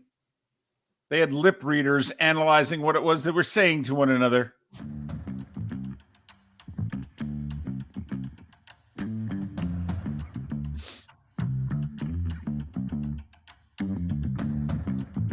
You're listening to Miller and Moulton, only on the Florida Sports Network. 21 minutes after the hour. Miller and Moulton, Florida Sports Network, floridasportsnetwork.com. JP Shadrick will join us in 40 minutes. What are the Jags going to do? They're drafting 24th. They're not used to this. They're drafting outside the top 10 for like the second time in 12 years. What the heck? So we're going to ask JP. I mean, he works for the organization. He's talking to everybody. He's doing shows. And, what are you guys going to do besides take a nap? And Seth Everett will join us a little more in an hour as well. The Clutch Vodka play of the day is about 6 minutes away. And we pretty much all know what direction that will head in when we get there. Because there was nothing in hockey last night. So this is hoop. Yes, and it should be. This is hoop. Yes. This is, I already know what this is. I actually watched this game. Good chunks of it. But I have to go across the pond for a moment. Harry and Meghan? Well, they're not across the pond. Well played, young man. So, no, I'm not going to either of them, King Charles, or anybody else of the royal family. I'm going to the Premier League. Gotcha. In Tottenham Hotspur, who got pounded on Sunday. Okay. They apparently blanked the bed, gave up 5 goals in the opening 21 minutes on the road. They would lose 6-1. They're trying to qualify for the Champions League. Top 4 get into the Champions League. They're in 5th right now. Okay. I mean, they fired their coach after the game. It was that bad. Wow. But players went further. They went to social media. You are so enamored with Aaron Rodgers' heartfelt social media post. I want you to listen to this heartfelt social media post and tell me what you think of Tottenham's response after blanking the bed in their last game. As a squad, we understand your frustration, your anger. It wasn't good enough. We know words aren't enough in situations like this. But believe us, a defeat like this hurts. We appreciate your support, home and away. And with this in mind, we would like to reimburse fans with the cost of their match tickets from St. James Park. We know this does not change what happened on Sunday, and we'll give everything to put things right against Manchester United on Thursday evening, when, again, your support will mean everything to us. Together and only together can we move things forward. They are paying back their fans who made a road trip the cost of their tickets. So if you have proof of ticket, you can walk up to the team offices and go, $40, you owe me $40 or pounds or whatever. Exactly. Yes. Wow.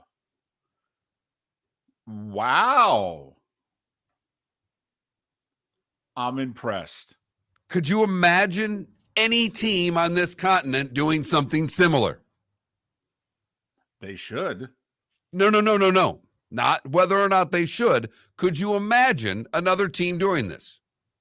The Dallas Cowboys are really embarrassed by their play this past week. And so all of the Cowboys fans that traveled to wherever, we're going to reimburse you your ticket cost. No. You know what I thought more Major League Baseball teams should do? It's a minor league promotion. Did you guys ever do it in the 20 plus years you were involved with the 3-4 different hockey teams? Did you ever do the guaranteed win night? Guaranteed win night. Yes. Did you ever do one? I'm sure I was a part of a guaranteed win night. Because I got to admit, in fact, I might do it as a season-long thing. We pick a night, and obviously you pick a Monday, Tuesday, or Wednesday night. You pick a night in which normally, the lowest attendance, and you decide that's going to be our guaranteed win night. And you come and what have you. And if we lose, you get free tickets to another game.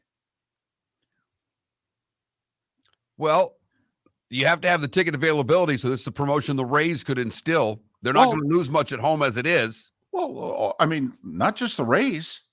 I mean, seriously, what teams couldn't do it?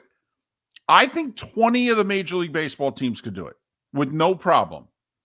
And remember, you're not saying we're going to give you tickets to a Sunday afternoon game against, the Yankees. Right. I mean, you always know it's one of those deals. We're going to give you a Monday, Tuesday, Wednesday night against whomever.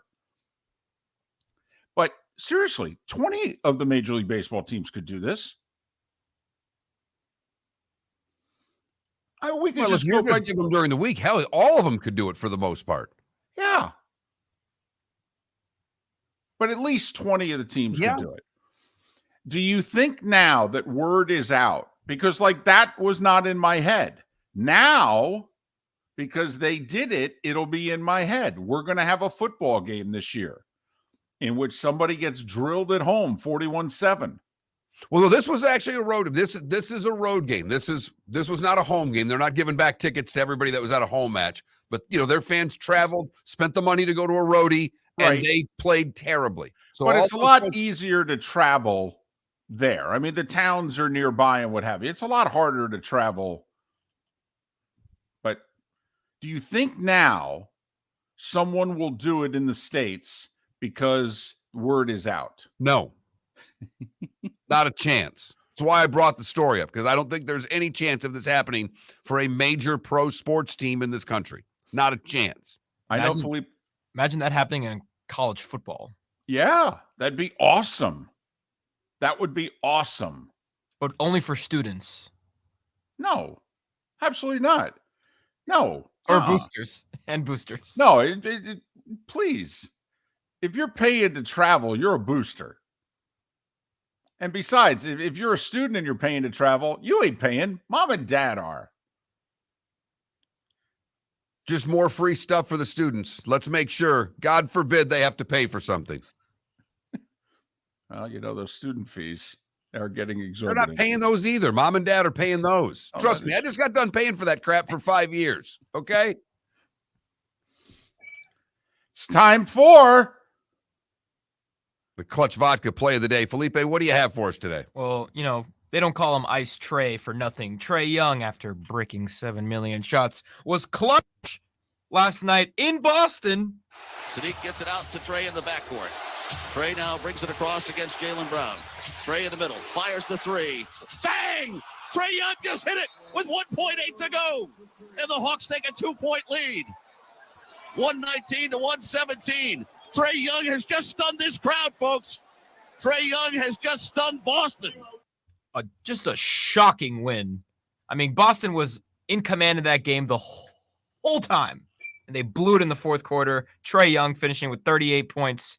Got to tell you, Joel Embiid is happy with that win. He gets to rest his knee an extra 2 days. Game 6 coming up in Atlanta. Big night for Trae Young, despite going 14 of 33 from the floor. Right. A lot of bricks. But not in the fourth quarter. He has 60 points in the fourth quarter in this series. All right, that's 12 points a game. He had 38 points, 13 dimes in the win last night. That would be clutch with a K. Yeah, or with a tray. Ooh. See what you did there. Go to clutchspirits.com and ask for Clutch Vodka whenever you're out or whenever you're looking to buy your spirits. Very quickly, because there was talk, that the Hawks they're going to retool this team. Very quickly, I know we only got about 30 seconds. Felipe, yes or no? Do you want Trae Young? Oh, on the Heat? Just period. No, period. Do you want Trae Young, yes or no? Do you think he's a winning player? Yes or no? No. Okay. Mark, you want Trae Young? No. Okay. It's interesting because they're asking the questions of both Luka and Trae Young. Can you win a championship with either guy? You can sell a lot of tickets, very entertaining. You'll win games. But it's a lot like Russell Westbrook. Can you win a championship with this guy as your lead dog? Miller and Moulton. Thanks so much for listening. Florida Sports Network.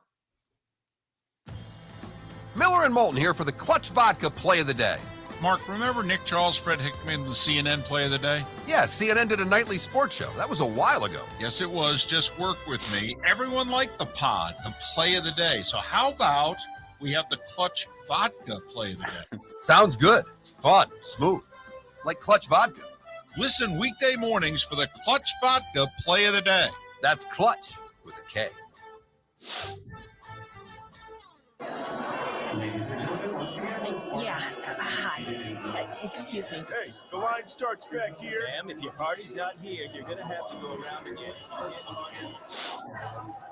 If you had the opportunity to avoid all this, wouldn't you? Salt Live is the official transportation provider of the Miller and Moulton Morning Show, making your trip to and from the airport seamless and stress-free. Salt Live is supported with the help of local partners like the Bayfront Inn. Gather your family and friends and enjoy a leisurely day on the water with a pontoon or deck boat. If you prefer to explore the waterways without a motor, the Bayfront has canoes, standboards, and kayaks. At the end of your journey, enjoy lunch or dinner at the Bamboo Tropical Bar and Grill. The Bayfront Inn, something for everyone on 5th Avenue in downtown Naples. BayfrontInNaples.com. When you need a ride, book with Salt Live Transportation, 308-8686, or book on saltlivetransportation.com. David Moulton for Napa, Napa Auto Parts, and Napa Filters. Insist on Napa filters for your vehicles, or if you're a do-it-yourselfer, only buy Napa filters. Napa has a filter for almost anything on earth that moves, whether it's motorcycles, foreign and domestic cars, vans, SUVs, earth-moving equipment. You get the idea. Napa Auto Parts, Napa Filters. Insist on them for your vehicles, or if you're a do-it-yourselfer, only buy Napa filters. You were listening to Miller and Moulton on the Florida Sports Network.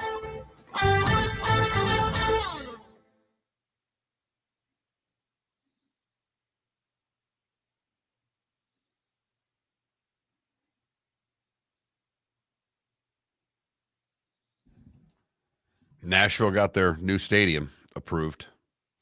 Oh, really? $2.1 billion. $1.26 billion publicly funded, largest public subsidy ever for a stadium. So Nashville's getting a Super Bowl. So, okay, help me out here.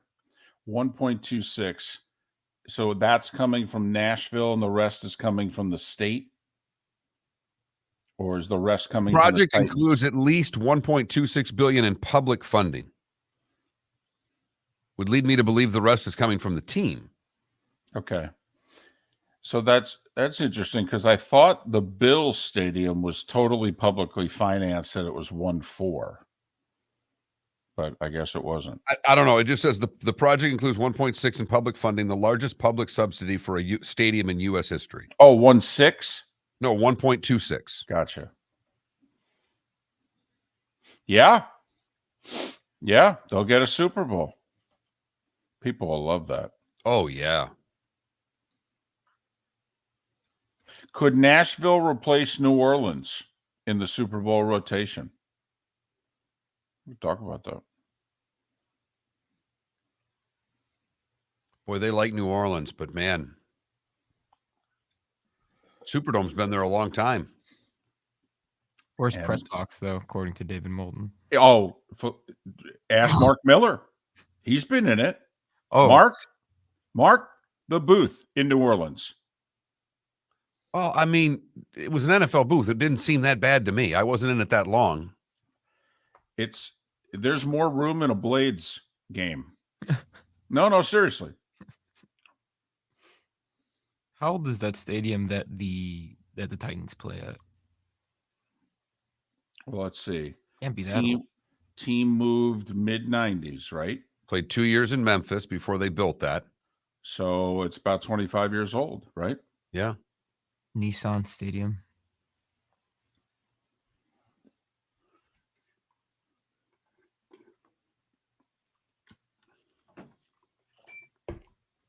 Adam, do you just hate the Tennessee Titans, or do you actually not like the city of Nashville?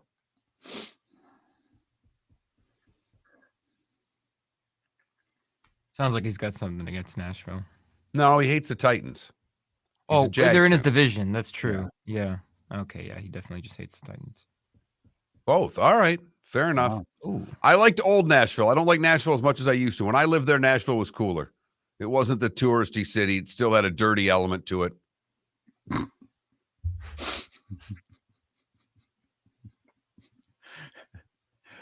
So it was more like a joint, right? Bingo. You know, before the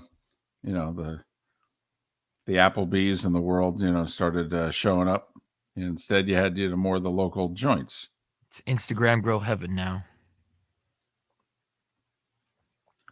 Yeah, Glazers are not going to get a new stadium. I think the taxpayers will say, no, you could sell the team. We'll give it to the next guy.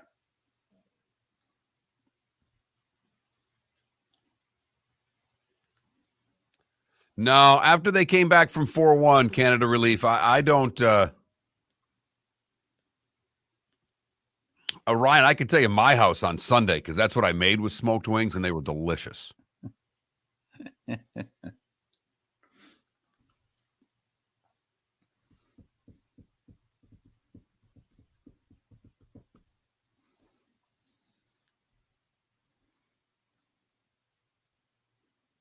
So a guy with CBS Sports was ranking quarterbacks per conference yesterday. Now, the list is very flawed.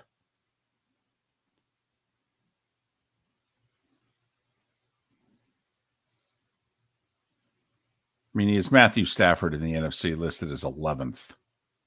What? Exactly.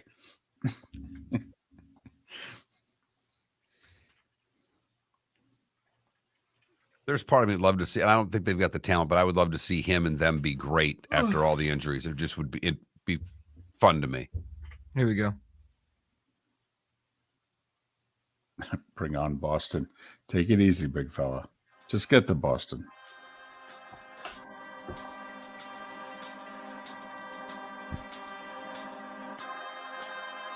You're listening to Miller and Moulton, only on the Florida Sports Network.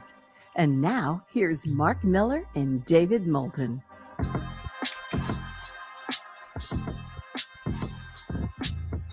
"22 minutes before the hour. JP Shadrick to join us at the top of the hour. We'll talk a little Jags. Seth Everett 1 hour from now. Miller and Moulton, the Florida Sports Network, floridasportsnetwork.com. Dalton Miller, Pro Football Network, will join us tomorrow on draft day.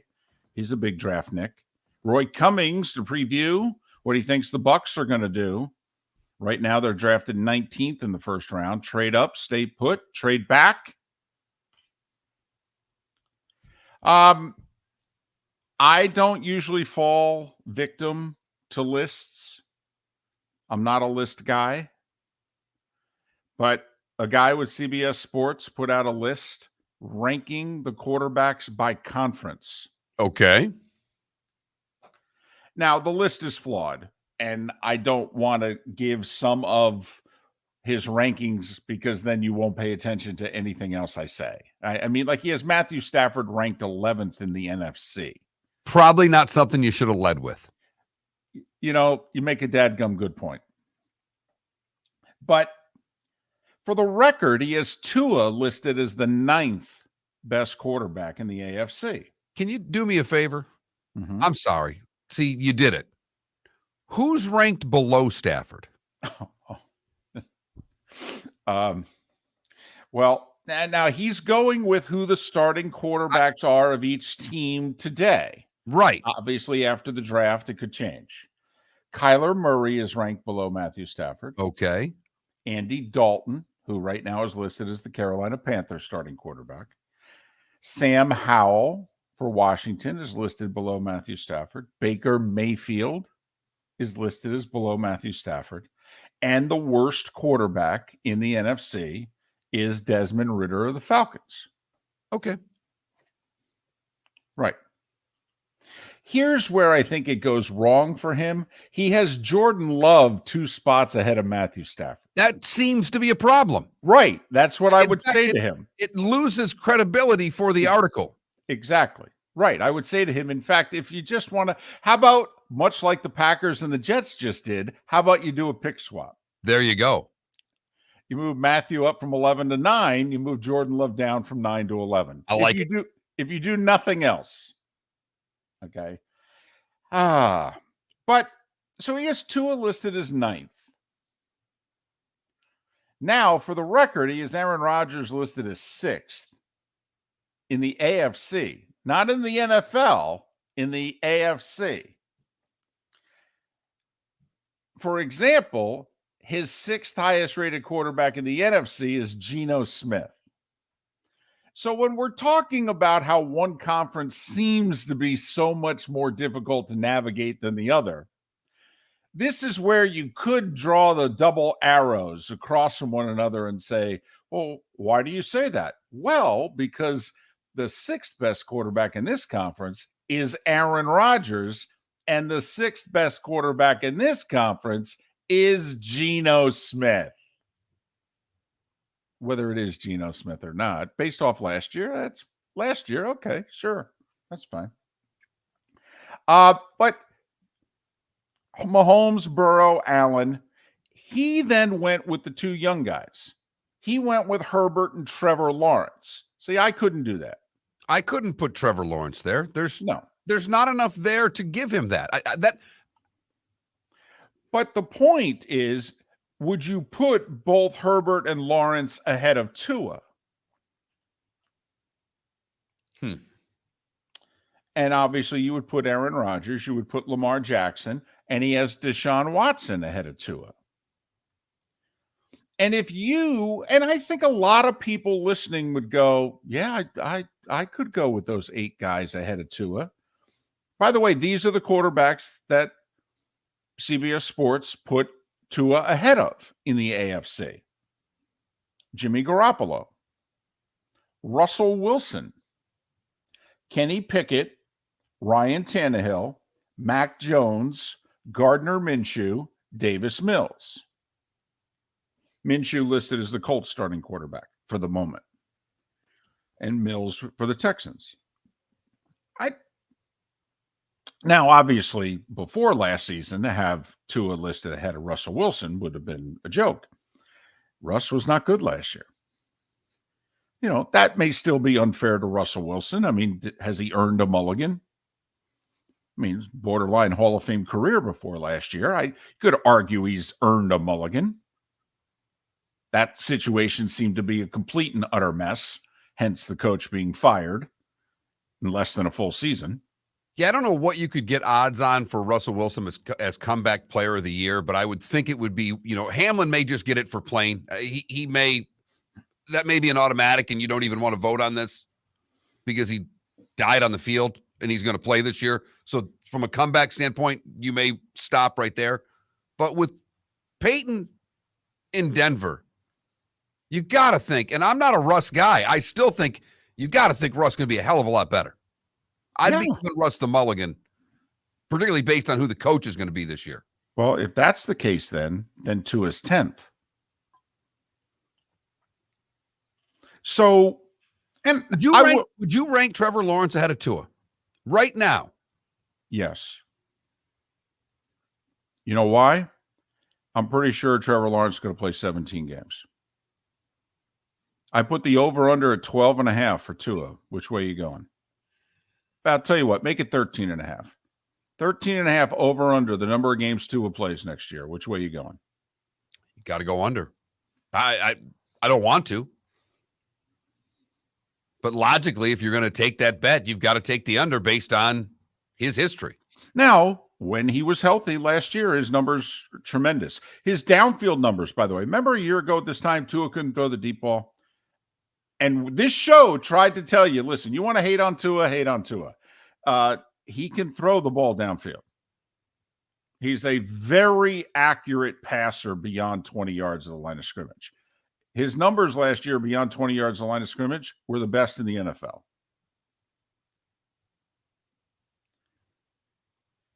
To me, here's an interesting question. Deshaun Watson or Tua? I mean, remember, Deshaun was not good last year, and he didn't play the year before that. I mean, Deshaun Watson has not been an upper echelon quarterback now since 2020. Right now, I'd take Tua. Okay. But it does go to show you. I mean, this is kind of like one league in baseball is a pitching league and the other league's a hitting league. Because, for example, the top 3 quarterbacks in the NFC, he lists as Jalen Hurts, Dak Prescott, and Kirk Cousins. Yeah. Well, just really quickly, Matt Stafford or Dak Prescott? Well, you're talking to the wrong guy. I mean, I'm a Matthew Stafford guy. I mean, I love Matthew Stafford. And where's he ranked in the NFC by this guy? Well, it's not good. All right, not good. Coming off an injury, and there are questions. I mean, Pat Kerwin's broadcast partner on the radio, Jim Miller thinks Matthew Stafford's damaged goods for the rest of his career. Thinks that basically this is the pitcher after rotator cuff surgery and he ain't going to be the same. Now, Jim Miller has had a bunch of surgeries, and one of them was the surgery that Stafford had. And so he's like, you got to trust me on this one. I would say to Jim, yeah, you're about 15 years before Stafford. Right. Medicine's a little better now. And you weren't as good. Right. No, but I mean, it's, and I don't know. And Jim Miller may have been the toughest guy I know. We've all watched Stafford play through some injuries when you kind of go, I'll take him as my quarterback now. And Dominik Sue said Matthew Stafford was the toughest guy in the Detroit Lions. Yeah, if anybody questions Matthew Stafford's toughness, they don't know a damn thing about football. And I'm not trying to do that to say that Jim Miller wasn't tough. He had all those surgeries. He's a tough guy. He is there's very no tough. doubt that he's played through a bunch of pain. Yes, but he's just talking about, I'm telling you, as a quarterback, this thing he went through, this is a tough thing. Now, Stafford, I believe, having the shorter season last year and a longer recovery time, I think he needed it. To me, Mark, it's kind of like if the Lightning were to lose tomorrow night and the season ends this early for them. I actually think as a group, they need it. Because they've played a staggering amount of hockey in the last 3 years. Staggering. And they could use the break. It would suck, but they could use it. But, so listen, he's wrong on Stafford. So we put Stafford in the top 4 with Jalen Hurts, Dak Prescott, Kirk Cousins. You going to put anybody else from the NFC in that group? You're going to put Jared Goff? You're going to put Geno, Derek Carr, Daniel Jones, Justin Fields? Now, listen, Fields to me is a big wild card. I mean, if Jalen Hurts could have the 2 years as a starter that he's had, you mean to tell me if they were to put a team around Justin Fields, I mean, you could argue there's nobody who had better personnel around him in the league than Jalen Hurts. You could also argue nobody had worse personnel around him than Justin Fields. You put Justin Fields on the Eagles, what do you think Justin Fields looks like?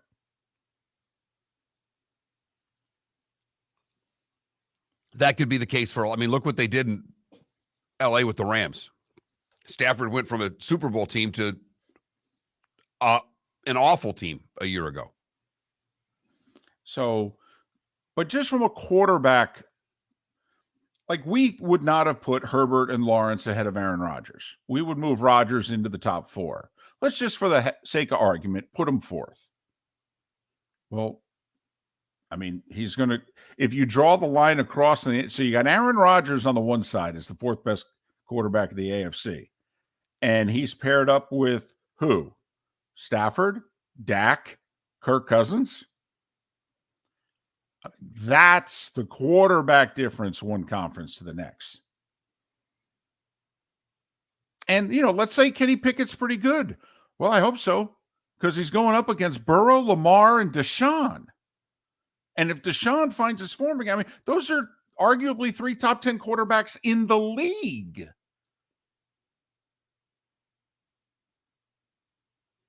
And you look at New England with Mac Jones and wonder, how do they compete in that division? Right. Just how do they compete? And I know it's Bill Belichick, and I get it, and all the Patriot fans out there listening. But explain to me again with Mac Jones how you're going to compete with what you have in that division. You clearly have the number 4 quarterback, and it's not close. And even if he's, much better coach this year with Bill O'Brien and, be nice if they'd put a little bit more around him. Thank you very much. But even with all of that, he and they are still the fourth best offense in that division. So the Patriots clearly are going to have to win a different way, different than how the Bills and the Dolphins are going to try to win. And it's going to be tough trying to say you're going to play the first one to 27 in the AFC with the quarterbacks that are there. I mean, really and truly. So it just usually I don't fall victim to a list. But you're using this more for the crossover reference than you are the list. Yeah. And also to me, just how wide open the NFC can be. And the other side of it, David, they're obviously, based on the teams that we talked about in the list, there are going to be 3 or 4 really good quarterbacks in the AFC that don't make the postseason. One would think.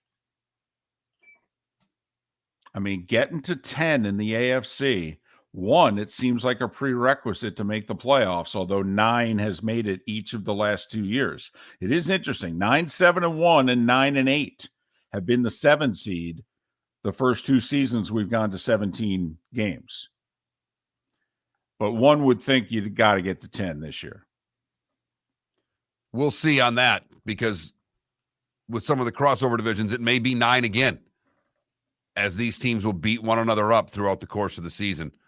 But there's no doubt that the AFC is thick, rich with quarterbacks compared to the NFC. And imagine if you're an NFC team like Chicago.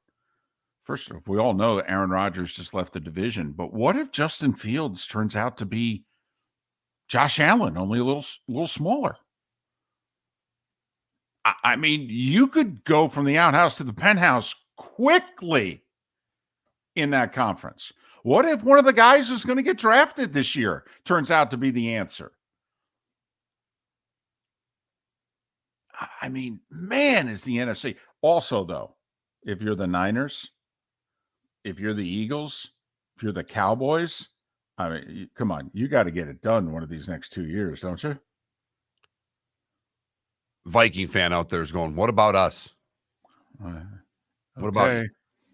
You think you can get it done with Kirk? Hey, if I'm listening to this right now and you're talking about Dak and the Cowboys, if the Cowboys think they can get it done with Dak, I think I can get it done with Kirk. Okay, that's fine. By the way, Cowboys haven't made it to a conference championship game in 25 years. So will you? Yeah. Hi. Excuse me. Hey, the line starts back here. Ma'am, if your party's not here, you're going to have to go around again. If you had the opportunity to avoid all this, wouldn't you?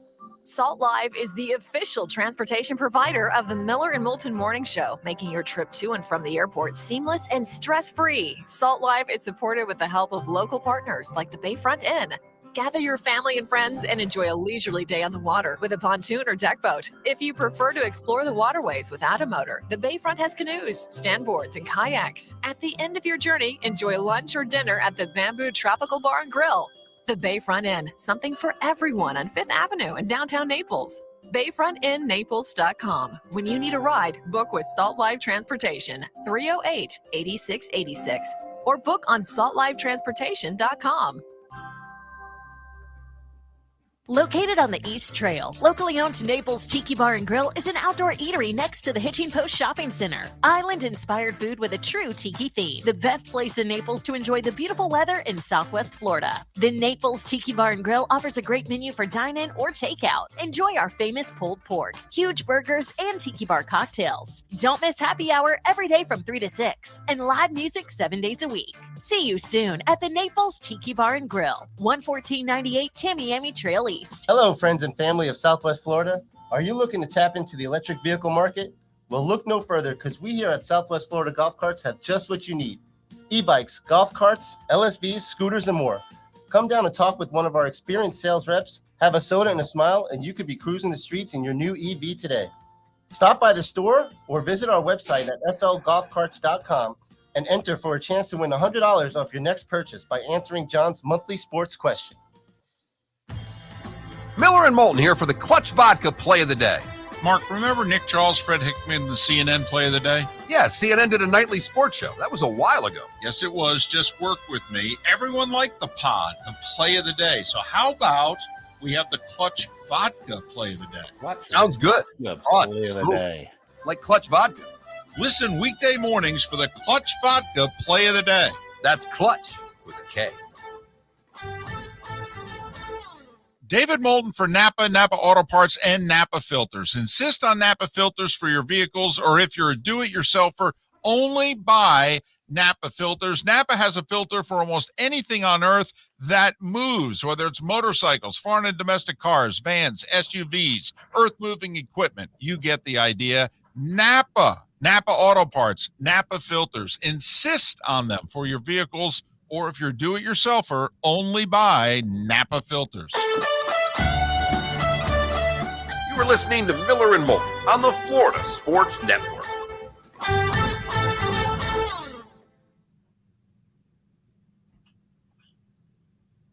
Good Morning, JP. That was in unison. In Good morning. stereo, yes. How about that? What's going on, guys? Another day. How about yourself? You're in the office early this morning. Thanks for doing this. Glad to do it.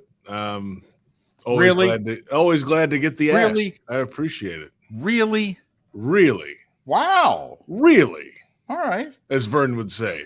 Really? Really? Look at you going, Vern Lundquist, before 8 a.m. Throw in an oofta, and you're bringing your A game. He dropped one in on the Masters, didn't he? Yes, he did. Awesome. There's a Norwegian saying, he said. Oofta. What's going on, boys? I think, by the way, next year is going to be his last. You think so? I hope he's done the math right, because he missed either 2 or 3 Masters in the mid-'90s when he left CBS for Turner, because they got Sunday Night Football on TNT, and he left to go do it. Mm-hmm. And if he only missed 2 Masters, next year's his 40th. And I think, plus he's, I think, 83. Mm-hmm. But I think next year is going to be his last. I think he's going to do 40 and, call it a day. Wow. Huh? It's a heck of a run, man. It's that's the truth there. Wow. So, because I think his first Masters was 83. He was out 12, 13, something like that. And then when Frank Lieber died 2-3 years later, they moved him to 17. That's why he was there for Jack. And then he got moved to 16.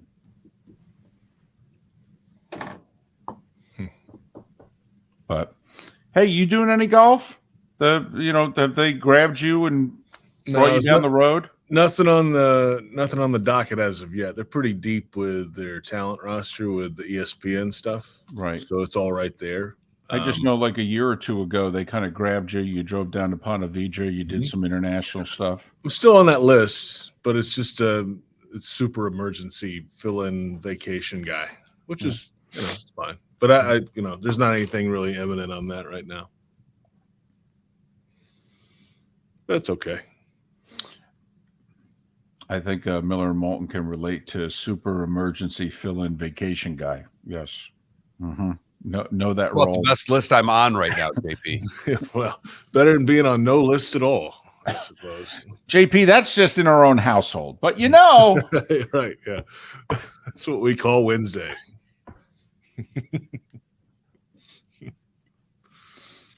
Listen, you guys are going to have to stock the bar, although you've had multiple picks each of the last 3 years. So you've had to stock the bar and the what have you to account for a late pick. I mean, because you've been picking so early. We traded back in last year. I looked at the tweet when we traded back in. It was 10:59 p.m. and the place was empty. They had kicked everybody out of the party. So it was just us talking about Devin Lloyd in an empty room. Like, oh, great. That's awesome. 10 seconds.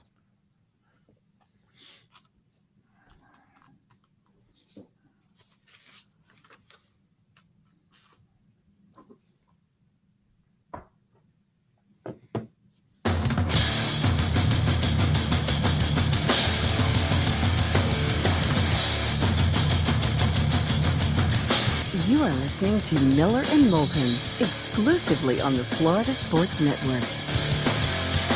And now here's Mark Miller and David Moulton. It is the third and final hour of Miller and Moulton in Lake City and surrounding areas, Tampa, St. Pete, Port Charlotte, and Venice. We're just halfway home in the 239. Thanks so much for being with us on this hump day. Miller and Moulton, Florida Sports Network, floridasportsnetwork.com.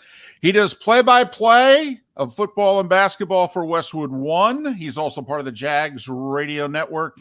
He is JP Shadrick. You can follow him on Twitter at JP Shadrick. JP, how the heck are you?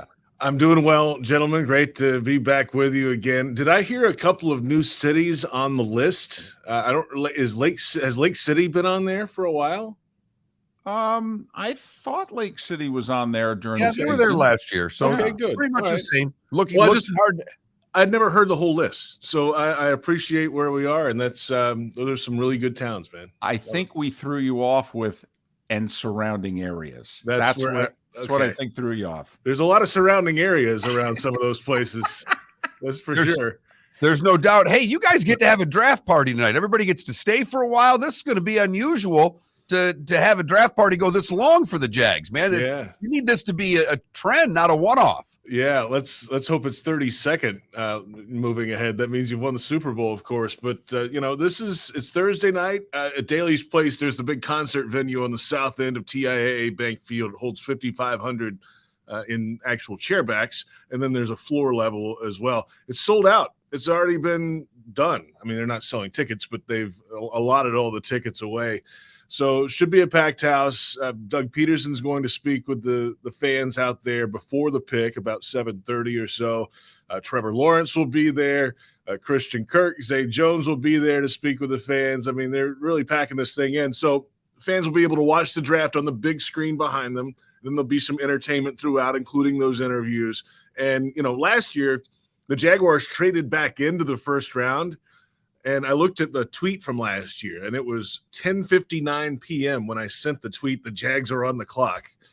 So that was at 27. This is at 24, so maybe about 10:30 or so. It could be an interesting night by that time after about 3 or 4 hours in there. I was going to say, do you open the doors at 7 o'clock this year, or do you open them at 9? I mean, my goodness, you guys might run out of food and drink. You're drafting so late in Jacksonville. Oh, Dave. No. There's always more. There's always more to sell to a limit. Now, of course, if you stop it. Don't try to come off as a responsible, mature adult. You're on Miller and Moulton, okay? Yeah, the Brewers extended the beer sales into the late innings. JP, you can let this sucker roll on draft night. This is a one-off here. There's no pitch clock. Well, actually, there is a pitch clock. It's 10 minutes per pick, so that's all you get. Well, in all honesty, what are the Jags thinking? 24. I've been asking that for about a decade. I'll be honest with you. Well, but I mean, is there an obvious position of glaring need where they would love for this guy to fall to them? I think it's defensive back, and here's why. Shaq Griffin is gone. They released him. Of course, he had the back injury last year. Was not performing very well ahead of that, certainly in the Indianapolis game up there. And then the back injury, did not play the rest of the year. So he's out. You've got a little bit of an older corner in Darius Williams. Still a good player, but he's 30 years of age. He's only played 5 years in the league because his college career went a little off track. He was at UAB when the program ended, was a year and a half, 2 years off of football, went back to UAB when they started the program again. So he started his NFL career late. Of course, played with the Rams, won a Super Bowl there. But he's, what's the real long-term future, I guess, is the question with him. They like their safeties right now. But again, the question is, what's the long-term future with Rayshawn Jenkins? He's been around the league for a long time. He's a St. Pete guy, right? So, I think it's a nickel corner of some kind, a guy who can play outside, maybe can play safety if needed. And for me, if Brian Branch from Alabama's there, that's a name we've been batting around the last week or so on our shows and some things. If he's there, his flexibility, his football IQ, as you hear it told, is fantastic. You know who he plays for in the defensive backfield there in Tuscaloosa. And the guy had 14 tackles for loss last year, so he's not afraid to stick his nose in there. It's something they could use right now. They've got Trey Herndon on a one-year deal. They could use that nickel, a guy who could move around a few different spots on that defense. That's something they really could need. Is there anything on the offensive side of the ball that you could see them doing in the first round? I mean, I don't know if there's a need at tight end. There's going to be tight ends there. That seemed to be the one that sticks to me because there's some first-round graded tight ends that should be there at 24. Well, the question I have with the tight end, and I'm kind of with you. I like the history that he has with tight ends. Doug Peterson, we're talking about, right? He loves using them or has loved using them, but who doesn't love using them, right? They're fun to use. So, but they have Evan Ingram, and they feel like they've turned the corner with Evan Ingram last year. I mean, the guy set franchise records in catches and yards and was close in touchdowns for the tight end position, and he's on the franchise tag deal. And they're hoping for a long-term extension with him. They're working on that right now. So, how much really can you put into that position group when you have Calvin Ridley and Christian Kirk and Zay Jones and the running game to go with it too? How many of these guys can you have in the field at one time? For me, I think it's more what's the long-term protection strategy for Trevor Lawrence up front. Cam Robinson's only got a year or two left on his current deal at left tackle. The right tackle position's up in the air right now. I mean, Walker Little has 2 more years left on his rookie deal. Is he going to plug in at right tackle? Jawan Taylor's now with Kansas City. He's going to be the left tackle with the Chiefs in a big mega contract, like $20 million a year or something. And then the guard spots are, okay, Sheriff's a veteran player. He's the guy there. But left guard Ben Barch was injured. He's not going to be ready for camp, the GM said last week. So, what happens there? For me, I mean, it seems like a tackle of some kind is in play there. Whether it's, if Darnell Wright from Tennessee is there, big physical dude, maybe you plug him in right there or let him compete right there, start him as a swing guy. They've got Josh Wells as a swing guy, but it's a 1-year, kind of an inexpensive in general contract there. And then if you want to go guard, if the Florida guy is there, Torrance, okay, let's go play. Put him in at left guard and see what happens. So that's not a bad strategy, right? Ask the Colts. They didn't believe in drafting offensive linemen to protect Andrew Luck, and he got his kidney rupture or whatever happened. So there you go. JP Shadrick, part of the Jags radio network. Follow him on Twitter at JP Shadrick. We know where they're drafting. We know what they did last year. How much are you believing that, their record is what they are and they finish strong and they'll be better this year, even if they don't add much, because Trevor will get better and it'll be year 2 in that offense, et cetera? Because we all know what you're going up against, not just in your division. I mean, Kansas City, Buffalo, Cincinnati, never mind anybody else, the Jets, the Dolphins, the Chargers coming on the outside. I mean, JP, where you guys finished last year, that ain't going to be good enough in the AFC, probably for the next 5 years.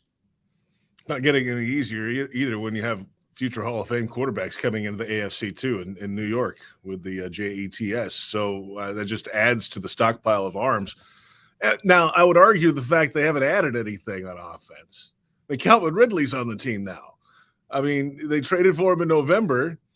He's been reinstated, and just hearing him talk the other day, he's obviously super motivated. It's his final year of his rookie contract. It's the 5th-year option year for him. So he's got a lot to play for, certainly financially in the future, which is good for the Jaguars and good for Trevor Lawrence and good for this offense. So his route running ability, as he said, why can't I be better than I was that 1,300-yard season? Well, everybody said I may not be as good. Well, why can't I be better? I've had a year and a half off. I'm healthy. I've got my mind right. Okay, that could be a huge change for this team down the field. And then that opens up other things, obviously, in the offense and just gives you a dynamic you really didn't have a whole lot of last season, another weapon for Trevor. So that's where I would argue that. Now, the Chiefs last year were the number 1 offense in terms of points. They scored 29 points per game, a little over that. and that was the best in the NFL. The Jaguars were at like 23.8 or something like that, just below 24. So if you get another field goal a game, then all of a sudden you're in the top 5. The chase should be the Jaguars should shoot for 30 points per game, right? Most offenses should. That's a good idea this day and age in the NFL. It's hard to do because if the Chiefs can't get there, who can get there? But this is an arsenal, a full arsenal on offense. And if you think about it, if they're running well, if Trevor's getting it out right, it's his second year in this offense. He doesn't have to learn the basics again. If they can learn the nuances of it and move it down the field, they have an opportunity. I'm not calling it, but they have an opportunity to have 3 different 1,000-yard receiving players and maybe a 1,000-yard rusher on top of that. That's only happened twice in league history. The 95 Falcons and the 2004 Colts had 3 different players with 1,000 receiving yards and a 1,000-yard rusher. It's balance. You got weapons. They move it all over the place. Maybe they can do that. All right. I don't see much happen in day 1 as far as movement, but because of the picks they have, couple of 4s, couple of 6, do you see them doing anything day 2 to try to move around, or do you think this is just a stand pat, take best player type of draft? Brent Baalke has been at the front of drafts from, let's call it 2010 through 2016 in San Francisco, and now this will be his 3rd draft in charge of the Jaguars. In those previous drafts, he has made draft day trades 23 times. So, yes, I think he's going to move somewhere, up, down, left, right, wherever it is. That is a possibility. They've got 3 6th-round picks to play with. I would imagine they won't come away with 9 draft pick players in this draft. That's my gut on that because Trent likes to move around, and he understands that value is important. And if he feels like a guy can give you more value moving up and getting rid of maybe a later pick, I think they go for it. I don't even think first round move is out of the question because why not? He always looks at that either up or out. If they don't like a guy, if some of those guys aren't there, that 2, 3, 4 guys they truly feel they like, they said last week, they might try to get out of the first round and stockpile. After drafting in the top 10, 14 of the last 15 years, the Jags are on the clock at 24. JP Shadrick, Westwood One, Jags Radio Network. Follow him on Twitter at JP Shadrick, Shadrick. JP, all the best. Stay up late, will you? Oh, I will. Whether I like it or not, we'll be there. Good to talk to you guys. Thanks, JP. Miller and Moulton, thank you for listening here on the Florida Sports Network. Located on the East Trail, locally owned Naples Tiki Bar and Grill is an outdoor eatery next to the Hitching Post Shopping Center. Island-inspired food with a true tiki theme. The best place in Naples to enjoy the beautiful weather in Southwest Florida. The Naples Tiki Bar and Grill offers a great menu for dine-in or takeout. Enjoy our famous pulled pork, huge burgers, and tiki bar cocktails. Don't miss happy hour every day from 3 to 6 and live music 7 days a week. See you soon at the Naples Tiki Bar and Grill, 11498 Tamiami Trail East. Miller and Moulton here for the Clutch Vodka Play of the Day. Mark, remember Nick Charles, Fred Hickman, the CNN Play of the Day? Yeah, CNN did a nightly sports show. That was a while ago. Yes, it was. Just work with me. Everyone liked the pod, the Play of the Day. So how about we have the Clutch Vodka Play of the Day? Sounds good. Fun. Smooth. Like Clutch Vodka. Listen weekday mornings for the Clutch Vodka Play of the Day. That's Clutch with a K. David Moulton for Napa, Napa Auto Parts, and Napa Filters. Insist on Napa Filters for your vehicles, or if you're a do-it-yourselfer, only buy Napa Filters. Napa has a filter for almost anything on earth that moves, whether it's motorcycles, foreign and domestic cars, vans, SUVs, earth-moving equipment. You get the idea. Napa Auto Parts, Napa Filters. Insist on them for your vehicles, or if you're a do-it-yourselfer, only buy Napa Filters. Hello, friends and family of Southwest Florida. Are you looking to tap into the electric vehicle market? Well, look no further because we here at Southwest Florida Golf Carts have just what you need. E-bikes, golf carts, LSVs, scooters, and more. Come down and talk with one of our experienced sales reps, have a soda and a smile, and you could be cruising the streets in your new EV today.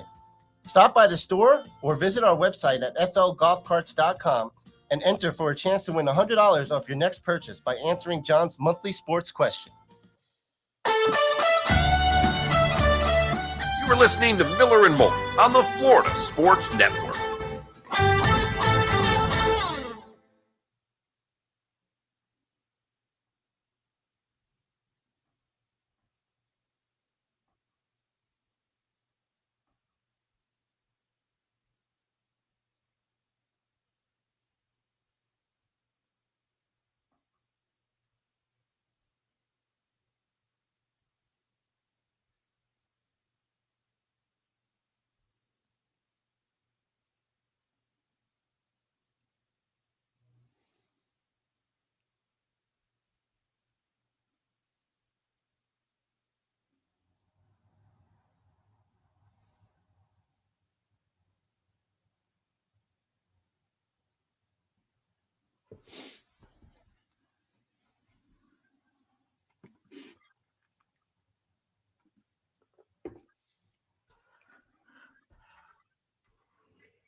We are not doing a live draft show this year. We are not, Yinzer. Sorry.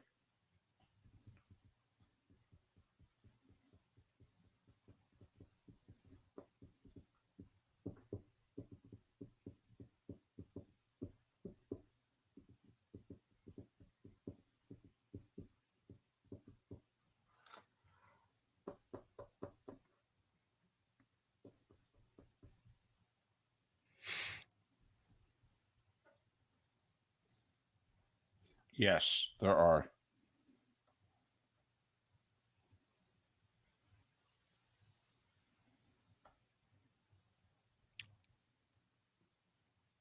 Totally agree. Even when it's 2, if it's top of the hour 7, top of the hour 8, it goes pretty well too, David. Yeah.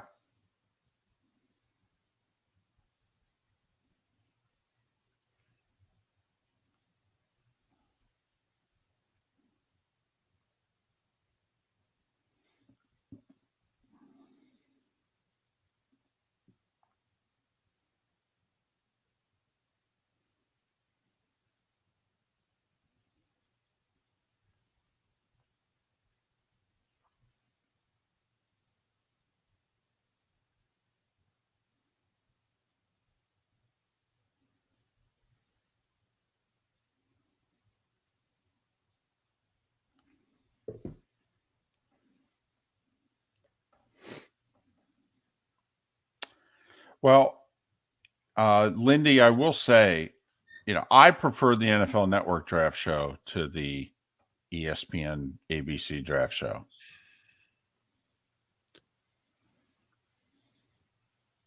You can blame me, Lindy. This is all on me. I'm going to visit with my college roommates Thursday night, and then I'll do the show Friday morning from the other coast.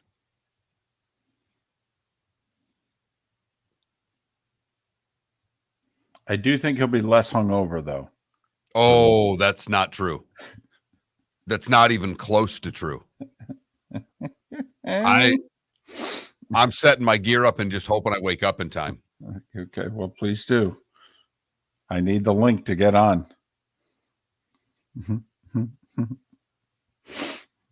Is there a certain time that we should call you by? Oh, if you don't have a link by 5:40, I'd be calling me. 5:45 latest. But I'm pretty good about this.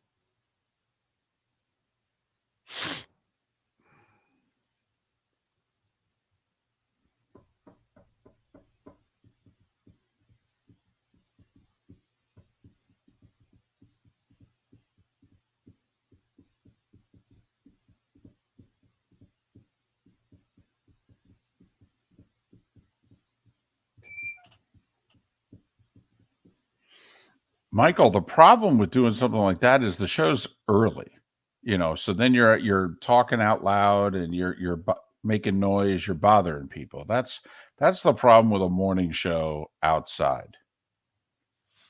Like Pat can do his serious show from his lanai, and it doesn't matter if they hear him on the golf course. They're playing golf. It's 4 p.m.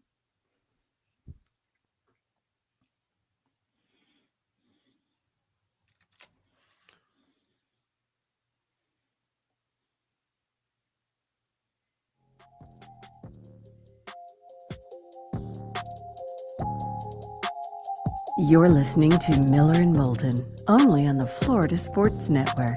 And now, here's Mark Miller and David Moulton.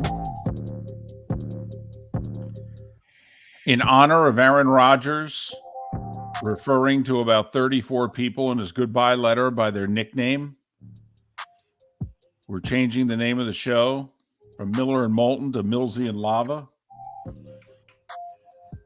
No?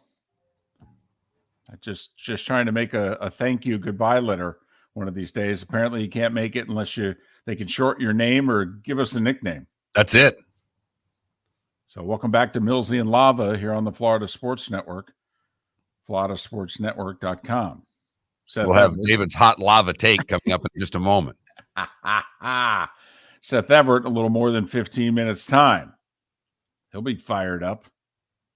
Guaranteed. Listen, we've got a lot of money bet that he'll be wearing Devil's garb when he joins the show on the Miller and Moulton Twitch channel in about 12 minutes. Because, they've won 2 in a row against the team that he hates more than any other. So I think there's a chance for more than one piece of Devil's attire when he joins us coming up. So how close do you think the Jags are to joining the conversation? The Chiefs, Bills, Bengals conversation. How close do you think they are? I think they're reasonably close. And a lot of it is, at least for these next 2 years, they're going to get the benefit of playing in a lousy division. That helps. You look at the Jags and go, okay, 5-1 in division at worst. Well, it should be. But, Mark, you and I know, and we've said this a lot, there are times when we can be more conservative than a fan base, and I think I'm more conservative about the Jags than you are. If I were a Jags fan, do you know what I'd be thinking this year? Could we just win the division again and go back to the playoffs? Because we've had a big problem in the last 20 years following up a good season with another good season. And I'm with you. But in order to do that, 5-1 in the division is what needs to happen. You need to take ownership of the division. It needs to become yours. And I think they can do that. You get to 5-1, hell, you only have to win 5 more games to win that division, if that. Because 9-8 could win that division again next year. Well, now remember, they finished first. Right. So their 2 crossover games are going to be far more difficult than the other team's crossover games. Correct. All right. But they're not playing the West or the East because they're playing one another. I believe their crossover is the NFC or the AFC North. Yes. They get Baltimore and Cincinnati at home.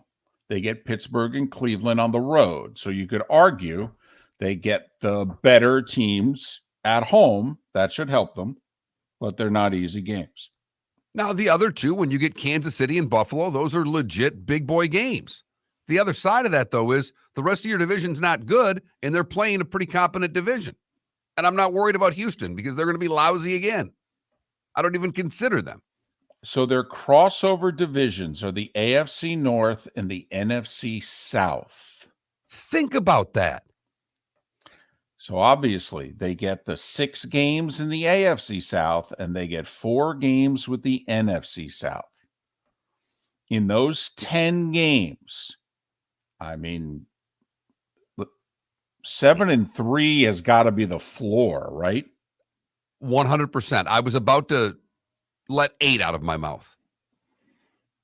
9-1 or higher is the ceiling, and 8-2 is kind of circled like, listen, if we really want to make headway, we got to be no worse than 8-2 in these games. Jags at New Orleans, at Tampa, then obviously home for Atlanta and Carolina.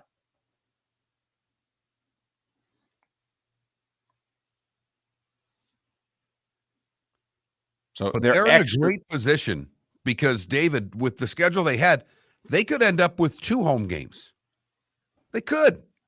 So you're saying if the Jags were to max out this year, take advantage of the schedule, and remember 2 years ago, who was the number 1 seed entering the AFC playoffs? It was the Tennessee Titans. They maxed out. They won the key games. They had the tiebreakers. That's why when they lost that home game to the Bengals and Tannehill spit the bit, we said it at the time that was their moment. They blew it. They'll never get back to that moment with this group again. And sure enough. And here they are. Right. Talking about trading guys and getting rid of guys, and they've never been back to that moment. By the way, the extra game, though, for Jacksonville, San Francisco. So, that's not ideal. That's a tough one. But so basically, this is a team that won 9 games last year. You look at 10 of their 17 and you go, well, that's as soft as we could make them. So worst case scenario, don't you think it's 10 wins? They go 7-3 in those 10 soft games. They go 3-4 in the other 7, and they're 10-7, which we think wins the division, gets them at least 1 home playoff game. That's the floor, right? Yes. For Jacksonville this year, 10. And then you look at it and you go, who knows? Maybe they could get to 12. And, Mark, you could see where if they get the right 12, that could be a 1 or a 2 seed. So maybe Jacksonville is in play with the rest of the AFC beating each other up. I mean, the AFC West has to not only play themselves, they got to play the AFC East. I mean, maybe, just maybe, there's a possibility for Jacksonville to do what Tennessee did 2 years ago. And, the 1 seed maybe is in play here. I don't even know what their over-under is right now. I would imagine it's going to be 9.5, 10.5, somewhere in there. I'd be willing to bet the over right now. Okay. So you're buying then? I'm buying. Okay. I will say I'm buying Trevor. I'm buying the coach and the quarterback. I'm with you there. Not necessarily buying the offensive line. I'm not. It's why, by the way, if I'm Jacksonville and one of those guys I got graded as a first-round offensive lineman falls to me at 24, yeah, I'm taking him. Because I think both tackles are replaceable.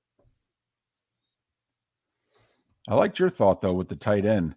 Because first off, they may not be able to sign Ingram long-term. And secondly, even if they do, a 2 tight end offense, I think is awesome. Very difficult to stop. With the weapons they have. Now, I do know from listening to a lot of the draft people that there are tight ends on day 2 and day 3 that are going to play next year. And play a lot. So that's something they could get with one of their 2nd or 3rd round picks. Are they the AFC's Lions that on paper, if we took the name off the sheet of paper, we'd take them a lot more seriously than we are? Same with Detroit. Jacksonville finished up winning their last 6. Detroit finished up winning 8 out of 10. If we took the names off, if we did the blind resume test, wouldn't we buy and dump into the deep end with both teams? But they're named Detroit and Jacksonville, so we're like, I don't know. And Vegas has set the over-under for the Jags at 10.5. 10.5 for the Jacksonville Jaguars. And you're still going over. I'm going over. Look at you. Cannonballing into the deep end. Might even yell Duval before the end of the show. I'm so excited. Got to emphasize the U. Yes, I know. That's what I've learned in my time here in Jacksonville.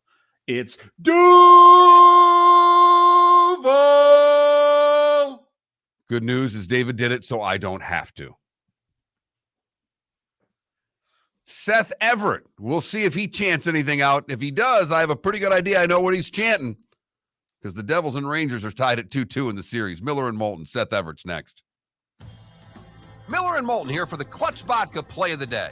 Mark, remember Nick Charles, Fred Hickman, the CNN Play of the Day? Yeah, CNN did a nightly sports show. That was a while ago. Yes, it was. Just work with me. Everyone liked the pod, the Play of the Day. So how about we have the Clutch Vodka Play of the Day? Sounds good. Fun, smooth. Like Clutch Vodka. Listen weekday mornings for the Clutch Vodka Play of the Day. That's Clutch with a K. David Moulton for Napa, Napa Auto Parts, and Napa Filters. Insist on Napa filters for your vehicles, or if you're a do-it-yourselfer, only buy Napa filters. Napa has a filter for almost anything on earth that moves, whether it's motorcycles, foreign and domestic cars, vans, SUVs, earth-moving equipment. You get the idea. Napa Auto Parts, Napa Filters. Insist on them for your vehicles, or if you're a do-it-yourselfer, only buy Napa Filters. Yeah. Hi. Excuse me. Hey, the line starts back here. Ma'am, if your party's not here, you're gonna have to go around again. If you had the opportunity to avoid all this, wouldn't you? Salt Live is the official transportation provider of the Miller and Moulton Morning Show, making your trip to and from the airport seamless and stress-free. Salt Live is supported with the help of local partners like the Bayfront Inn. Gather your family and friends and enjoy a leisurely day on the water with a pontoon or deck boat. If you prefer to explore the waterways without a motor, the Bayfront has canoes, standboards, and kayaks. At the end of your journey, enjoy lunch or dinner at the Bamboo Tropical Bar and Grill. The Bayfront Inn, something for everyone on 5th Avenue in downtown Naples. BayfrontInNaples.com. When you need a ride, book with Salt Live Transportation, 308-8686, or book on saltlivetransportation.com.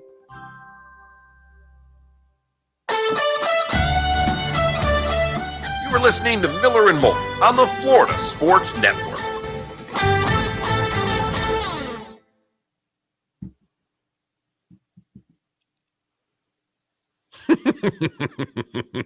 I wasn't wearing it until I heard the last segment.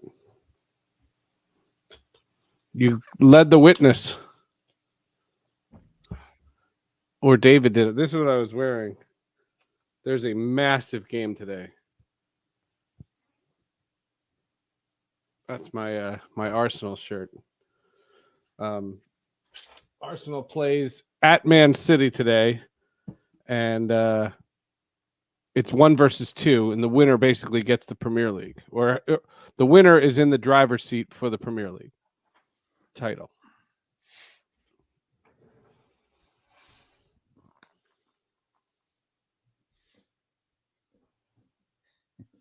You led the witness. This is what I was wearing, and I changed real quick. I love the towel. Oh, the towel. Yep. Love that. Yeah. So my big mouth cost me some money. I was so angry after game 2. They played like garbage in game 2. Game 1, you could argue jitters, a couple of chances go the other way. Game 1, I didn't hate as much as game 2. Game 2, they just didn't show up. And I said, this series is over. I didn't want to play them. This sucks. I hate losing to the Rangers, everything. So we're in the car, and, leaving the Prudential Center, you're stuck in traffic for 12 minutes, 15 minutes, whatever it is to get out of the parking lot. Mm-hmm. And I just said, this is garbage. And my kids started yelling at me. You're too negative. Good for them. You're too negative. This series isn't over. We can come back. It's 2-0. Wait, you've seen this before. You've seen teams come back. So I said, all right. I'll make you a deal. If they come back and it's 2-2, not 3-1, if they come back for game 5, 2-2, you guys can come back for game 5. Ooh, I wondered if you barred them because you brought them to the game and they played lousy and lost. I thought that could have been it for them in the playoffs this year. No, they're not that. They're not bad luck charms. So I was wondering if they banned themselves. No, so game 4, when the empty netter happened, when our neighbor Palat got the empty netter, the two of them ganged up on me. They went, We're going. You told us you're going. So how did I celebrate Monday's victory? On StubHub.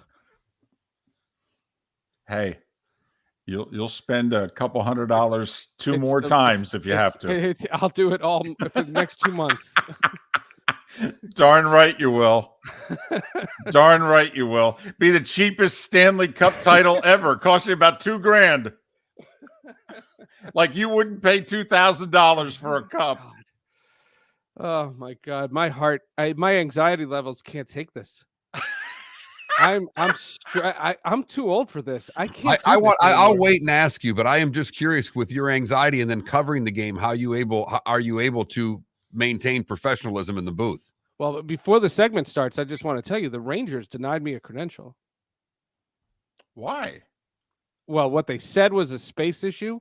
What I think, it's Maggie Gray, and I think the podcast I did last week, we eviscerated the Rangers. I didn't personally, but they crushed the Rangers on the Pride Night stuff. I think it has to do with that. Oh, considering who the owner of the Rangers is, I think there's a very good chance. Yep. And now I'm not going through them to get Adam Fox. I'm getting Adam Fox on the podcast. I mean, he's a relative. He is my fourth cousin twice removed. Oh, well, I mean, done deal. 23 and me, we're practically related. Aunt Jenny, she'll get that interview done. Yeah. Oh, I've already, but that's the other thing. I can't start that text chain until this series is over. In my Rangers trash talk text, which I have not touched since game 2, at the end of game 4, I just wrote, "New phone, who dis?"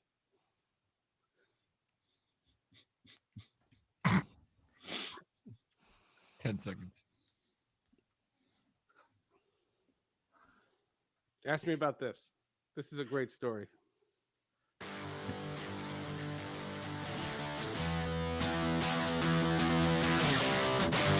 You're listening to Miller and Moulton, only on the Florida Sports Network.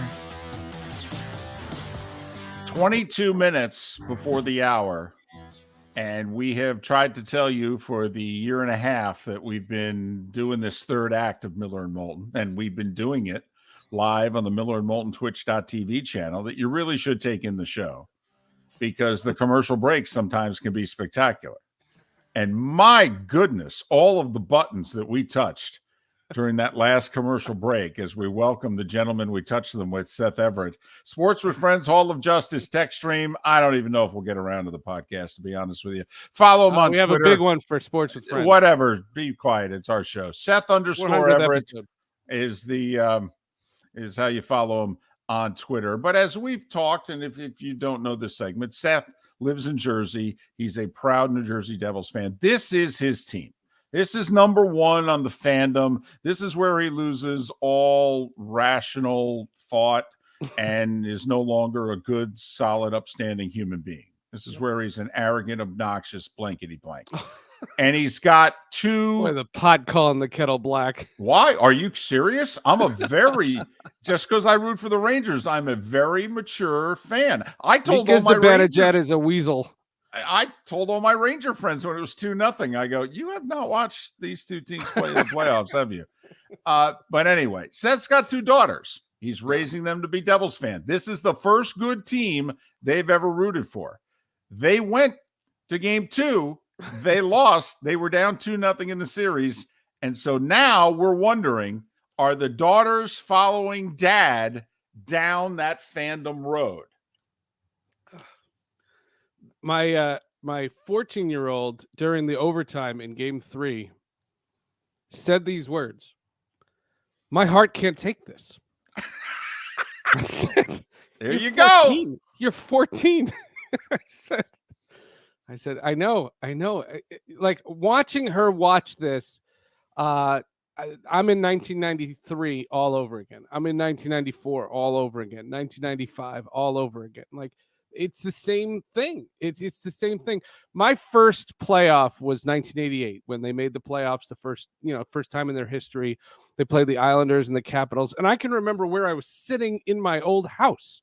I know I can remember every minute of it. the Mother's Day massacre. Remember when the refs left and Jim Schoenfeld have another donut and all those things. I remember them like they were yesterday. And to watch them experience this whole thing has been so rewarding as a parent, more than a Devils fan. I mean, sports, we love sports. I love sports. I've covered sports. It's been my career and my life.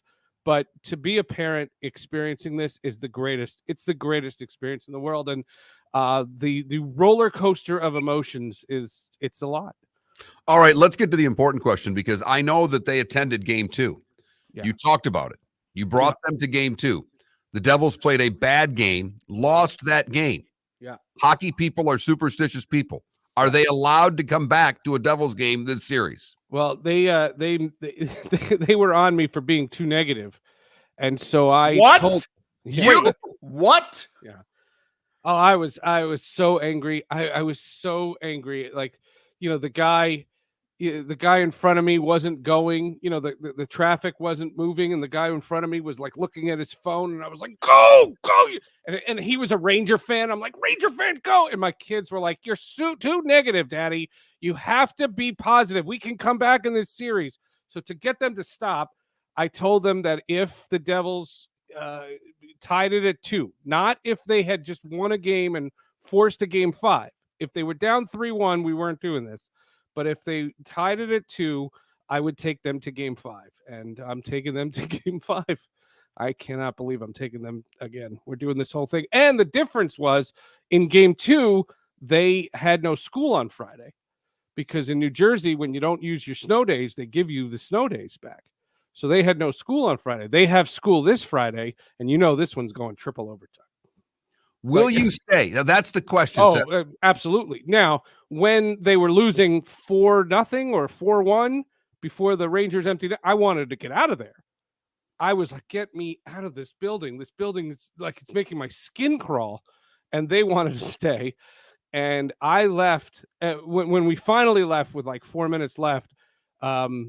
If this goes overtime, we're not moving. They're not leaving until this game's over. This is the season right here. So, all right, I'll keep them home from school if I have to. Now that is a good father right there. Yes. Oh yeah. What the hell are they going to learn one more day of what, ninth grade, 6th grade, whatever grades are? What are they really going to learn on Friday? Totally. Triangles. Come on. Triangles. Overtime of a Stanley Cup play. Come on. Right. I mean, you might as well wake them up in the morning. They could listen to some good sports radio talk. I mean, if you're going to, cannonball into the deep end, cannonball into the damn deep end. Yeah. I got to admit, you keep them home from school on Friday, we will go online and nominate you for the North Jersey Father of the Year. We will. I would do it. Look, I kept him home. When I took my big one to Florida, and Tampa. So I've done it before. Here's what I'm impressed with is that they're not superstitious, because I can tell you, I was a 28-year-old man in 94 when the Rangers had the best team that they had in my lifetime. Sure. And I'm like, if they don't win the cup this year, they're never going to. And for what it's worth, it was Rangers Devils. It was the conference finals. And I am reworking my work schedule so that I can watch every game. And they're down 3-2. Played horribly in game 5 at home, lost. And the Devils are going to eliminate the Rangers. I made sure for game 6 and 7 that I was working, and that we were listening to the game on the radio. I was working in a warehouse loading stuff into boxes, because every time I watched, they lost. Every time I listened, they won. And so when my Ranger fan buddies before game 6 were like, are we going to win? I'm like, of course we're going to win. Why? Because I'm working. And then for game 7, it was the same thing. It's like, are we going to win? Yes, I'm working. By the way, Saturday night, down 2-0, the opening of the ABC broadcast, Mark Messier. He works for them. I don't care. I don't care. Well, what are you going to do? I don't. Mark Messier read a poem or something. That's their thing. That's what they've been doing every game. Not that game. Well, that game. No, I don't want him. He's That's one not of the first image I wanted to see. Well, first off, they don't really care what you as my a Devils fan reaction wanted was to see. I saw his face. I went, him, and my kids are like, "Who's that?" I go, him. I mean, let's be honest. It's better than having to listen to McDonough do the game. Oh, I don't mind McDonough. Well, of course you don't. He's a Syracuse guy, so you know he's Ray Ferraro's in the NHL EA Sports game. And I love Emily Kaplan. Love Emily Kaplan. Well, I'll tell you what, the guys in hockey love her too. I don't know if she's any good, but she knows everybody, and they like everybody. her. And everybody that you can likes tell. Her. Yep, that you can tell. I had her on Sports with Friends. She was covering football. Interesting. Seth Everett, Sports with Friends Hall of Justice and Tech Stream. Follow him on Twitter at Seth_Everett. You know, this story, I kind of feel like, remember Y2K was going to shut down civilization as we know it? And then when it came, nothing happened? I was on a houseboat with Hugh Millen. I feel as if it's the three of us talking about this whole Bally Sports MLB streaming thing. Are we sure anything's going to happen? Oh yeah. Well, what they did was they're trying to liquidate the deal, and they're trying to get them to pay 50% on 4 teams. The teams that are successful are going to keep their networks, and what they're trying to do is get like a stay of execution to keep the games for 23. The AT&T teams are losing their networks for 24. I mean, it's all happening. It wasn't going to be like this bomb that was dropping like I thought it was. It's a gradual thing, and this is how bankruptcy goes. But yeah, the RSN network. Okay. How about this? After yesterday, the media is in the shambles. So everything in the media stinks right now. Will RSNs go away? Which ones will stay, Seth? Well, right now, the owners of the successful RSNs want to keep theirs. So there's it's an internal struggle. I think the biggest thing that's going to happen is the NBA's national rights are up. And the question is will the NBA loop their local rights into a umbrella deal with a national rights deal? So, for example, there's a lot of questions on whether or not TNT will re-sign the NBA. That doesn't seem very likely. There's rumors that NBC may get involved because of Peacock. There's all kinds of rumors with the NBA. The theory is would they then put local games, especially from the bankrupt RSNs, would they put local games on ESPN Plus? Would they put them on Peacock? Would they put them on another provider at Apple and Amazon? And this affects very much the Heat and the Magic, who are Totally. on Bally Sports, and that's obviously is going to go away Totally. at some point. That could have the most direct impact.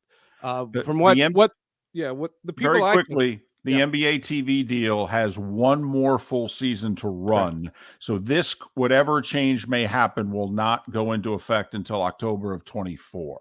And the talk about Warner Brothers Discovery is saying that they don't value TNT and TBS as linear networks the same way. It's not that they don't like the NBA, but if they were going to re-sign the NBA, it wouldn't really be for TNT. It would be for this new app that they have. They're renaming HBO Max Max, which, by the way, 10 minutes, shot of whiskey. I'll come up with a better name for an app than Max. But that's where that's headed. You know what I mean? So could there be a streaming thing for the NBA with Max?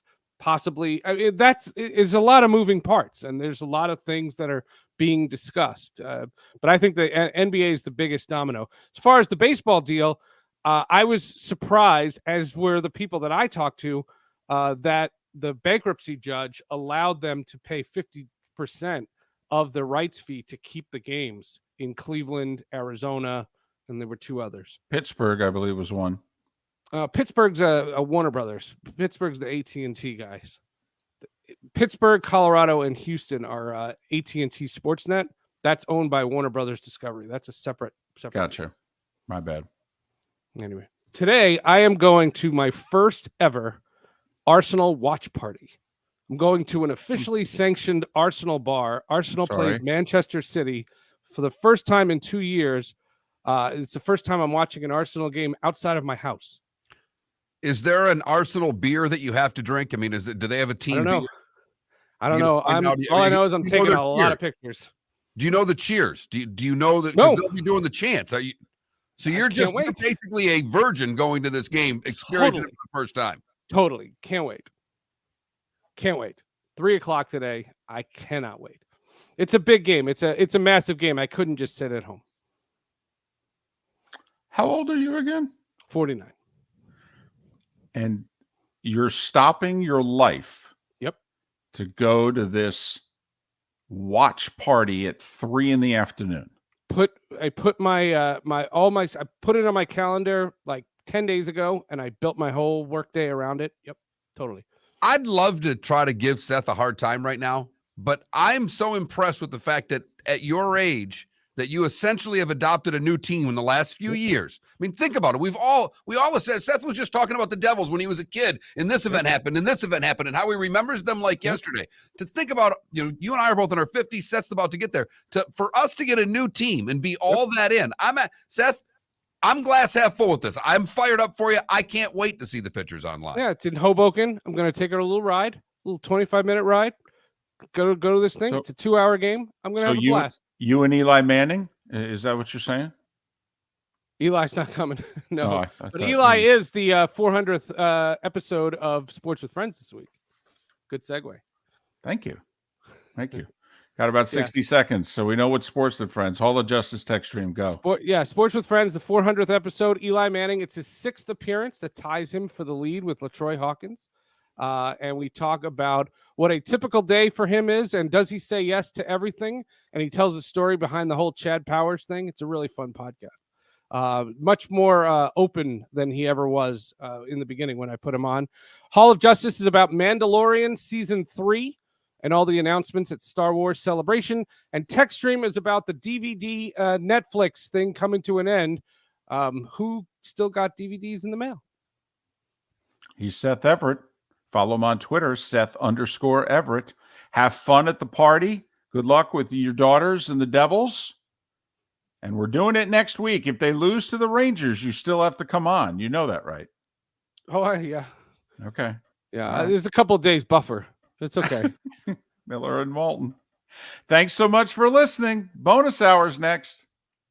David Moulton for Napa Auto Parts, and Napa Filters. Insist on Napa Filters for your vehicles, or if you're a do-it-yourselfer, only buy Napa Filters. Napa has a filter for almost anything on earth that moves, whether it's motorcycles, foreign and domestic cars, vans, SUVs, earth-moving equipment. You get the idea. Napa Auto Parts, Napa Filters. Insist on them for your vehicles, or if you're do-it-yourselfer, only buy Napa Filters. Located on the East Trail, locally owned Naples Tiki Bar and Grill is an outdoor eatery next to the Hitching Post Shopping Center. Island-inspired food with a true tiki theme. The best place in Naples to enjoy the beautiful weather in Southwest Florida. The Naples Tiki Bar and Grill offers a great menu for dine-in or takeout. Enjoy our famous pulled pork, huge burgers, and tiki bar cocktails. Don't miss happy hour every day from 3 to 6, and live music 7 days a week. See you soon at the Naples Tiki Bar and Grill, 11498 Tamiami Trail East. Ladies and gentlemen, once again. Yeah. Hi. Excuse me. Hey, the line starts back here. Ma'am, if your party's not here, you're going to have to go around and get it. If you had the opportunity to avoid all this, wouldn't you? Salt Live is the official transportation provider of the Miller and Moulton Morning Show, making your trip to and from the airport seamless and stress-free. Salt Live is supported with the help of local partners like the Bayfront Inn. Gather your family and friends and enjoy a leisurely day on the water with a pontoon or deck boat. If you prefer to explore the waterways without a motor, the Bayfront has canoes, standboards, and kayaks. At the end of your journey, enjoy lunch or dinner at the Bamboo Tropical Bar and Grill. The Bayfront Inn, something for everyone on 5th Avenue in downtown Naples. BayfrontInNaples.com. When you need a ride, book with Salt Live Transportation, 308-8686, or book on SaltLiveTransportation.com.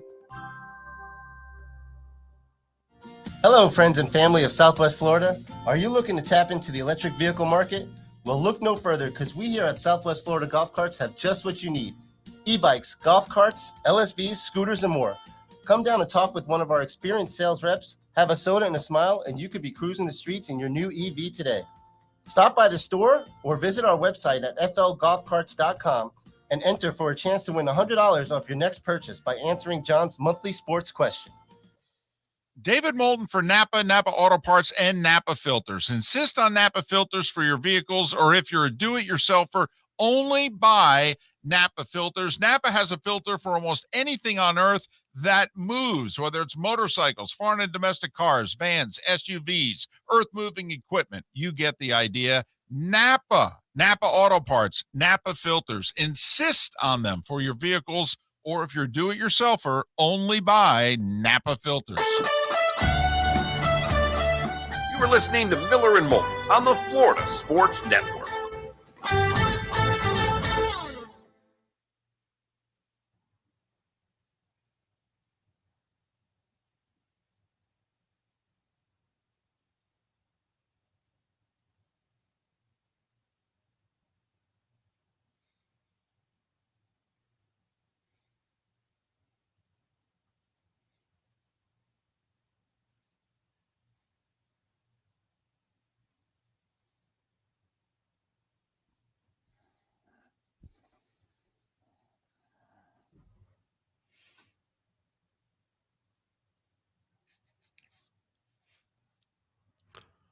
You know, Adam, that's a great point that there are no action figures on his bookshelf. I'm guessing there's somewhere. There's got to be.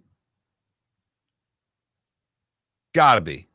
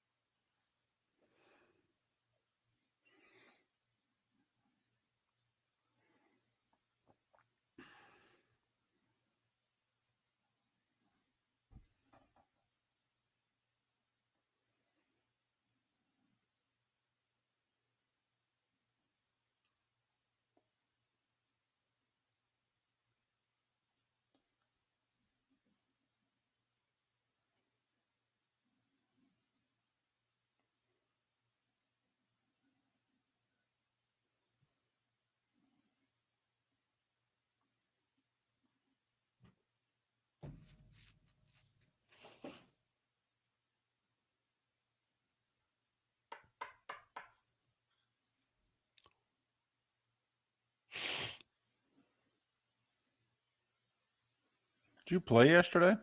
No. So are you not playing this week? No. There's a senior event at our club, so the tee times don't start until like 2 o'clock. So I can't finish and pick Maddie up and do all that stuff. So I had to take today and yesterday off, and then Friday I'm going to be on the other coast.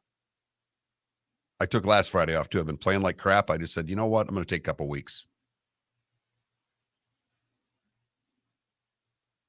How old do you have to be in the senior event? I don't know. It's not at our course. It's a state event. Oh, okay. It's like an actual Florida State Golf Association event. Yeah, Canada Relief is a completely different Leafs team.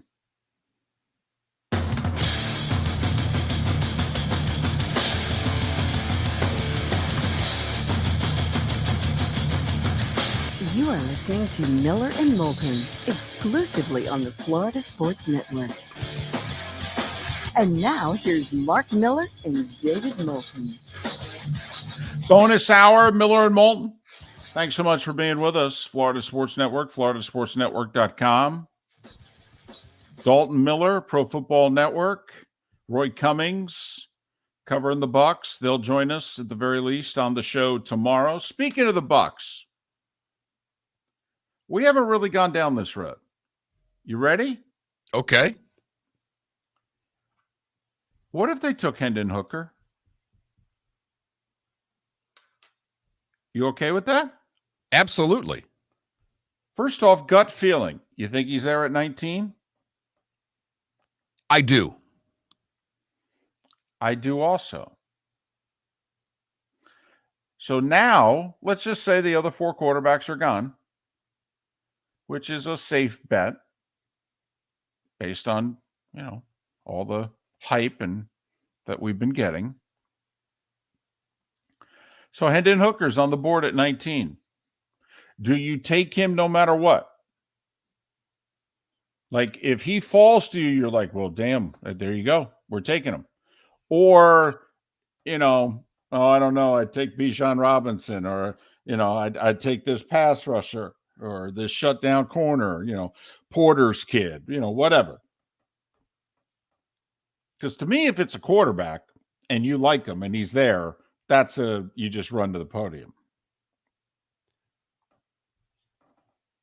If he's your guy, you take him. If you actually think he can be a quarterback in the league for a decade, then you take him. Here's why, and we just had Adam in our Twitch chat room say, hey, what about giving Kyle Trask a chance? Miller and Moulton could be reading this completely wrong, but we don't think we are. Like in Washington, they came out. Sam Howell played 1 game last year. 1 game. They didn't ask him to do much. He handled it pretty well. They beat Dallas in a meaningless game for the Cowboys. Sam played fine. Not great. Not awful. But they announced as soon as the season was over, Sam Howell's our guy. They watched him practice for a year, ran the scout team, the whole deal, and they're like, we're committed to this guy. We're giving him 2023. Bucs have had Kyle Trask for 2 years. Bowles has been a defensive coordinator going up against Kyle Trask in practice, and he's been a head coach watching him in practice.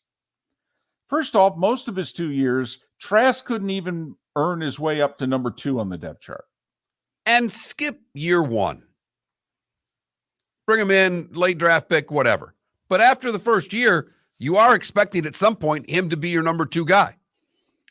Remember, it was this what Green Bay expected of Jordan Love. His first year, he was inactive for all but 1 game. He was the number 3 quarterback. His second year, they said, hey, dude, you got to be number 2 this year. And he was number 2 on the depth chart. So we think that Tampa Bay has already internally decided. And then they did what? They went out and got Baker Mayfield. And said it's going to be an open competition. So the way we read the tea leaves, Tampa Bay's already pretty much decided, yeah, Kyle Trask's not going to be our franchise quarterback. Let me ask you a question, David. Based on what we just talked about and what we've witnessed here in the past couple of months, Tampa Bay goes in whatever direction they go in, and it's not a quarterback. Mm-hmm. Who's their starting quarterback week 1? I would have to bet on Baker Mayfield. Yeah, and I'd bet decent sums of money on it, too. Could be wrong, obviously. Kyle Trask is only entering year 3 of his 4-year rookie deal. He was the last pick of the 2nd round when they drafted him? So maybe he beats Baker out. Maybe he's the guy. But Obviously, the Bucs are thinking about taking a quarterback. They've interviewed 3 of them. So that also kind of tells you, as opposed to Washington, who's like, no, Sam Howell's our guy. Now, obviously, Washington could change course. They could, just say, we were lying, or, B, we didn't think Hendon Hooker or whoever would be there at 16. And so we're taking them. But it is interesting. You could argue. I mean, you look who's ahead of Tampa. You figure the Patriots at 14 are not going to take a quarterback, right? More than likely. The Jets are at 15 are likely not to take a quarterback. That's correct. Washington at 16. There's a chance, but they've indicated no. And David, also, I don't even think Green Bay at 13 would take a quarterback, for the record. No. And here's another thing to consider with Washington. They finished last in that division last year at 8-1, and now they're going to have a new owner. Ron Rivera knows they got to have a good year this year for him to see 2024. New owners like to do what? Bring in their people. And they don't like to develop. They like to win. Right. And when you pay $6 billion, by the way, you'd really like to win quickly. The Steelers are not going to take a quarterback. They took one of those last year in the first round. Now, Detroit at 18 is interesting. If they don't go quarterback at 6, if you're the Lions, do you look around and go, why don't we take a flyer on Hendon Hooker? What the heck? It's possible. They've not given any indication that they're going to do that. They think they're ready to win. And they think they're ready to win with Jared Goff. Now, I will say, though, if I'm Tampa Bay and if I've got a soft spot for Hendon Hooker, Washington at 16, Detroit at 18, concern me a little bit. Detroit probably more than Washington. Wondering if you're Tampa. I could see Tampa trading up a handful of spots for one of 2 positions. Hendon Hooker or Darnell Wright, the tackle from Tennessee. Well, there you go. To me, that's the guy that they want. And I don't know if he'll fall to them where they are. Not sure that he will either. Listen, I don't know if we saw the same mock draft, but for what it's worth, all right, I believe it's Draft Scout, which was a site that was founded by Matt Miller. Matt Miller has now been hired by ESPN, and he'll be part of their televised draft coverage. He's thought of pretty highly. The staff he put together is thought of pretty well. This is a site that has grown every year for 6-7 years. So obviously football fans around the country, and this is something you pay for. And football fans have decided this content is pretty good, and they continue to pay for it. His mock draft, Bryce Young, Colts trade up to 2 for Will Levis. Titans trade up to 3 for Anthony Richardson. So Arizona moves down to 11. The Texans, who move down 2 spots, take the edge rusher from Texas Tech. Seahawks go C.J. Stroud. They didn't think he'd be there. Can't pass him up. Lions get Will Anderson at 6. And Mark, you saw a mock draft in which this also, happened, in which, 4 quarterbacks and an edge rusher, and there's Will Anderson. The Raiders left out in the cold for the quarterbacks and the whole deal. They just take best player on the board, which they have ranked as cornerback, on defense, because their needs on defense are huge. So they take the Illinois cornerback Witherspoon. This site says the word out there is the Falcons will not pass on Bijan Robinson. That he goes at 8 to Atlanta, the running back from Texas. Jalen Carter goes to the Bears at 9. Think about that if that were to happen. This was the number 1 overall pick projected. Obviously, we all know what's happened. The Bears move down to 9, end up getting a guy that most people had ranked 1 on their board. Eagles, who will take Carter, that's the word. If Carter falls, the floor for Carter, the word is the Eagles at 10. They go with the Iowa edge rusher Van Ness. Then the run on the tackles start. Arizona takes Paris Johnson from Ohio State. Texans go with the Ohio State receiver, JSN. The one pick here I don't agree with, they got Dalton Kincaid, tight end, going to Green Bay at 13. A, that seems high. B, I would think they would address offensive line before they address tight end. C, wouldn't that be a kick? All those years you had Aaron Rodgers and you didn't draft a skill guy in the first round. As soon as you trade him, you do with his pick. That would be rich, to say the very least. Skoronski goes to the Patriots. He's a guy, some have him as a tackle, some have him as a Pro Bowl guard from Northwestern. Broderick Jones, the tackle from Georgia, goes to the Jets. I could see that. If the Jets don't go offensive line at 15, I'll be stunned. Joey Porter, the corner, goes to Washington. Darnell Wright falls to the Steelers at 17, Mark. It's what we're talking about. Can he get to Tampa Bay at 19? In this mock draft, no. Pittsburgh takes him at 17. The Notre Dame tight end goes to Detroit at 18. Mayer. Hendon Hooker to the Bucks at 19.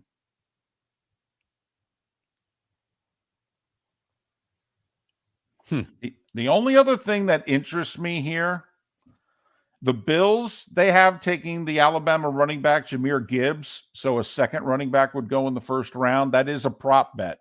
Number of running backs in the first round is listed at 1.5. Do you go over or under on it, obviously? I'd go under.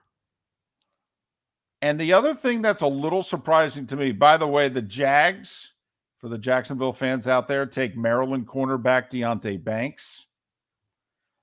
But also, the USC wide receiver Jordan Addison did not go in the first round of this mock draft. He had the monster year at Pitt, transferred last year to USC, had a good year, like 55 catches, 850 yards, 8 touchdowns type of deal. Year before Pitt, 100 catches, 1,500 yards, double-digit touchdowns. I think he's a stud. And for whatever reason, he's at the bottom of the first round or second round in a lot of mock drafts. I find that interesting. Because I have him as a lot higher. I mean, I was a top 25 player on the list I'm looking at right now. So to see a receiver dip below into the 30s would be surprising in a draft without a lot of good receivers. Agreed. By the way, Dallas takes the third tight end of the first round in this mock draft. They take the 270-pound monster out of Georgia, Washington. If I'm a Cowboys fan, I would love that pick. He's a nightmare to match up against. Huh. He's just realizing his talent. Oh, goodness. Miller and Moulton. Little draft talk. I think they're having one of these pretty soon. Thanks for listening. Florida Sports Network. Locally owned Naples Tiki Bar and Grill is an outdoor eatery next to the Hitching Post Shopping Center. Island-inspired food with a true tiki theme. The best place in Naples to enjoy the beautiful weather in Southwest Florida. The Naples Tiki Bar and Grill offers a great menu for dine-in or takeout. Enjoy our famous pulled pork, huge burgers, and tiki bar cocktails. Don't miss happy hour every day from 3 to 6 and live music 7 days a week. See you soon at the Naples Tiki Bar and Grill, 11498 Tamiami Trail East. Hello, friends and family of Southwest Florida. Are you looking to tap into the electric vehicle market? Well, look no further, because we here at Southwest Florida Golf Carts have just what you need. E-bikes, golf carts, LSVs, scooters, and more. Come down and talk with one of our experienced sales reps, have a soda and a smile, and you could be cruising the streets in your new EV today. Stop by the store or visit our website at flgolfcarts.com and enter for a chance to win $100 off your next purchase by answering John's monthly sports question. David Moulton for Napa Auto Parts, and Napa Filters. Insist on Napa Filters for your vehicles, or if you're a do-it-yourselfer, only buy Napa Filters. Napa has a filter for almost anything on earth that moves, whether it's motorcycles, foreign and domestic cars, vans, SUVs, earth-moving equipment. You get the idea. Napa Auto Parts, Napa Filters. Insist on them for your vehicles, or if you're a do-it-yourselfer, only buy Napa Filters. Miller and Moulton here for the Clutch Vodka Play of the Day. Mark, remember Nick Charles, Fred Hickman, the CNN Play of the Day? Yeah, CNN did a nightly sports show. That was a while ago. Yes, it was. Just work with me. Everyone liked the pod, the Play of the Day. So how about we have the Clutch Vodka play of the day. Sounds good. Fun. Smooth. Like Clutch Vodka. Listen weekday mornings for the Clutch Vodka play of the day. That's Clutch with a K.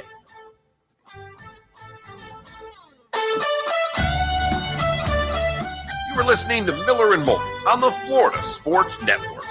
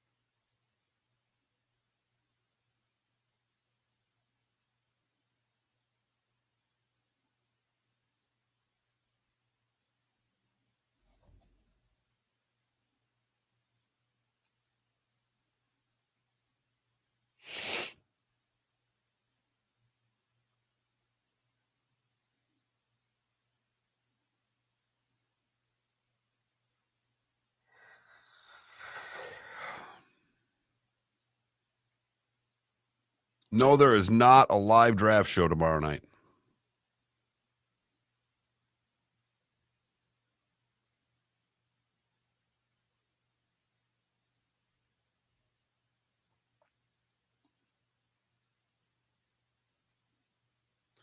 Do you pay for that NFL Draft Scout? I do.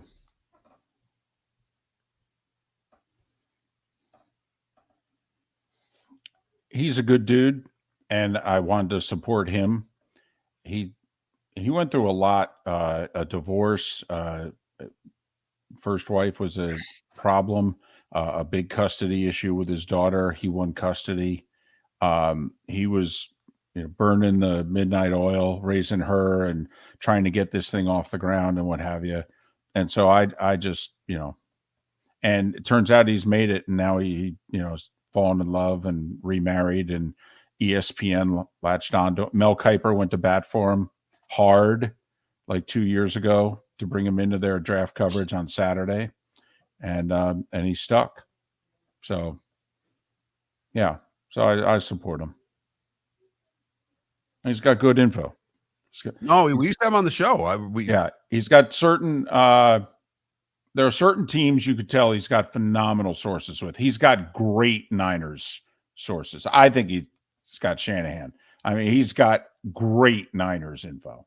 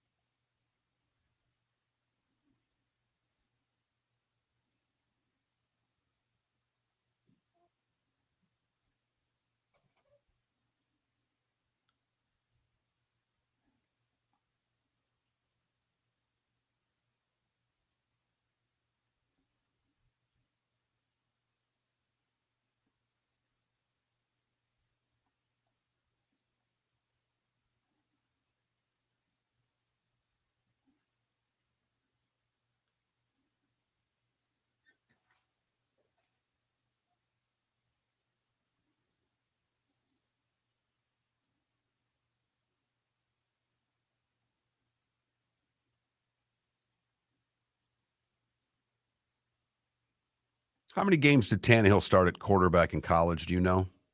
I've got an article that's got first-round QBs with fewer than 20 college starts. It's got Tannehill at 19, but it says with an asterisk that some of those were at wide receiver. So I don't know how many even played at quarterback. I thought he played a year and a half at quarterback. So maybe the 19, and then it's on top of the 19 he played receiver games.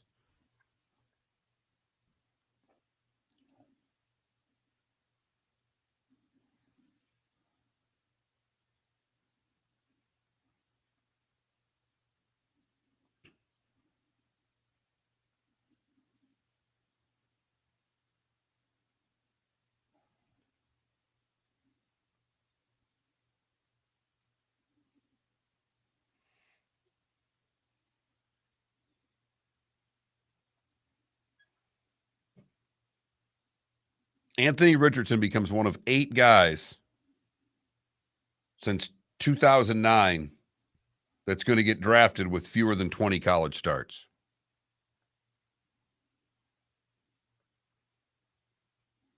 Here we go.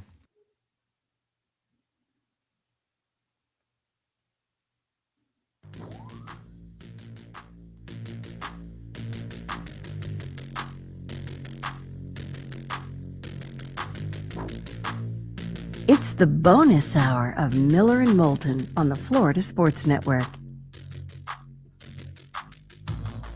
21 minutes past the hour. Good, bad, and ugly. What's on tap today was the day when, along with our final thoughts, all coming up in roughly 20 minutes. You know, we've spent virtually no time, except Mark, for mentioning what the point spread is on tonight's Heat game. I mean, by our not talking about them, we are basically giving them no chance. Which means they'll win because we've given them no chance in a lot of these games. Miami up 3-1 in the series sets a Vegas record by being the biggest underdog in a game 5 while being up 3-1 in a series. They're 11.5 or 12-point dog right now for game 5 in Milwaukee. You know, the Hawks were a 13-point dog in Boston last night. I'm just saying. Just throwing it out there. You know, T-Wolves were a 10-point dog. They lost by 3. Clippers were a 12-point dog. They lost by 6. You give the Heat a shot tonight? No, but what the hell do I know about this series? I've not given them much of a shot unless, you know, is Jimmy Butler going to go for 50 again tonight? I don't. This team's amazed me. See, this is very unheat-like. And, you know, Felipe could even chime in on this. You know, Spo, Riley, and company are not one to surrender a game. But, man, there's a part of me that's thinking if Milwaukee just comes out and is, you know, knocking down threes and they jump out to a 15, 20-point lead, I mean.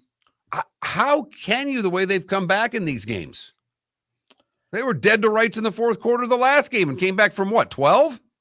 I understand, but 14, but you're at home. Okay. But you know it's different. I mean, you know, the Heat and, you know, Butler with the greatest performance of his life. I mean, you know, it just feels like it's going to take a lot for the Heat to even get one more win in this series. If you're getting pounded, do you just kind of pull everybody and just say, you know what, we're gearing up for game 6? This series is going to come down to game 6 in Miami. We all know it. We're saving our bullets. Let's go. I think the mindset is win now. I think the Heat are going into tonight's game believing that they are going to win this game, and okay, but that being said, what David just said, that's their mindset now. That's for tip. They find themselves late third, down 15, 18 points. I still think they try to win that game, and I do too.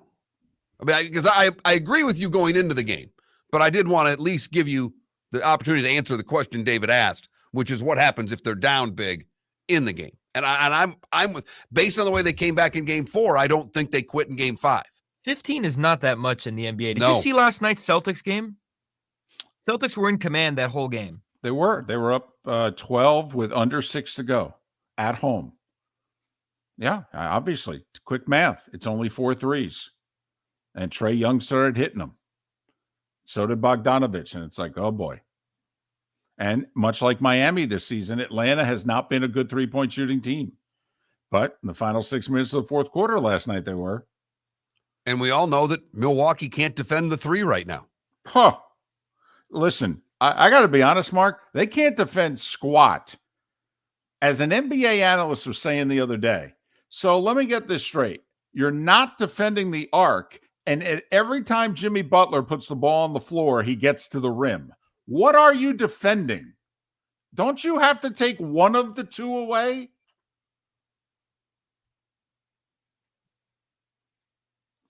something to look for tonight. Is Giannis flat hurt and he ain't going to be 100%, period? Or, we had not mentioned this. Giannis hadn't played he had played the 10, 11 minutes in game 1. Those were the only action that Giannis saw from April 5th to April 24th. Because they held Giannis out of the last 3 or so regular season games. Then they had a week where they didn't play until they found out who their opponent was going to be. And then he gets hurt at the end of the first quarter of game 1. And so if you think about it, if you've played a quarter of basketball in 3 weeks, did Giannis need game 4 to just kind of play his way back into being Giannis again? Because Giannis didn't look 100% in that game. He had no explosiveness in the fourth quarter. He had nothing. Was he just tired because he hadn't played much in 3 weeks?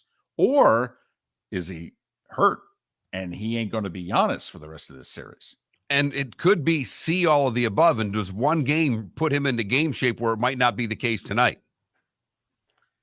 So I don't know. I think that fourth quarter in game 4 was more Miami's defense. Giannis had a triple-double. He did, but he had almost all of it in 3 quarters. I mean, Felipe, you're a hoop hound. Giannis is explosive. There's nobody on the Heat that can guard Giannis. Giannis had no lift, no explosion in the fourth quarter. And all I'm wondering is that a guy who was tired because he hadn't played much in 3 weeks? Or is that a guy who's hurt? Again, I think it was Miami's defense. I think you're wrong. They can't stop Giannis. They have no answer for Giannis. They know how to guard Giannis. No, they don't. They don't. It's hard. You can't stop him, but you can guard him. No, they have nothing for Giannis. Come on, please. He can't shoot. Miami's not had defense all year, and all of a sudden in the fourth quarter they have a switch. He can't shoot the ball. If you keep him out of the paint, But Felipe, you watched the game. He was destroying them for 3 quarters. He had nothing in the fourth quarter. They didn't change the defense. He was throwing up floaters. Yeah, he had nothing. He was slower. He had no explosion. Nobody keeps Giannis in front of him, Felipe. Nobody in the league guards Giannis. I mean, come on. He's unguardable. But in the fourth quarter, he did not look like himself. And all I'm wondering is, did he need a game to kind of play his way back into being Giannis? And the Heat better watch it, because they're going to get one of the 3 best players in the league for the next week. Or is Giannis hurt? And then the Heat are catch a little break here, which they need, because they got 17 injuries themselves. Milwaukee did play him 38 minutes that game. Right. He usually averages like 33. Right. But it's the playoffs. Exactly. He played. Right. And that's what I think is worth watching tonight. As the game goes on, does he continue to look like, arguably the best damn player in the league, to be honest? Or does he look like a guy who at the beginning of the game, when he's feeling good, he's okay, and as the game goes on, the injuries and what have you begin to take their toll?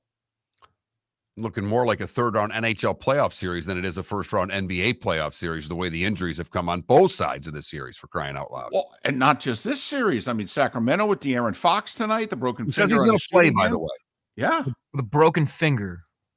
The Clippers had to play the whole series without Paul George, and they had to play the last 3 games of their series without Kawhi.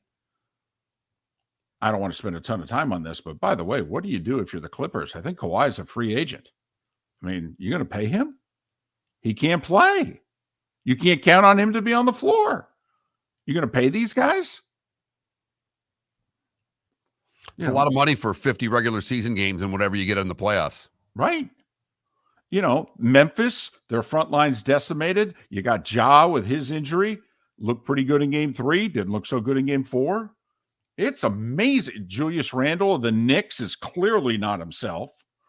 It's remarkable, the impact of injuries so far in the NBA playoffs.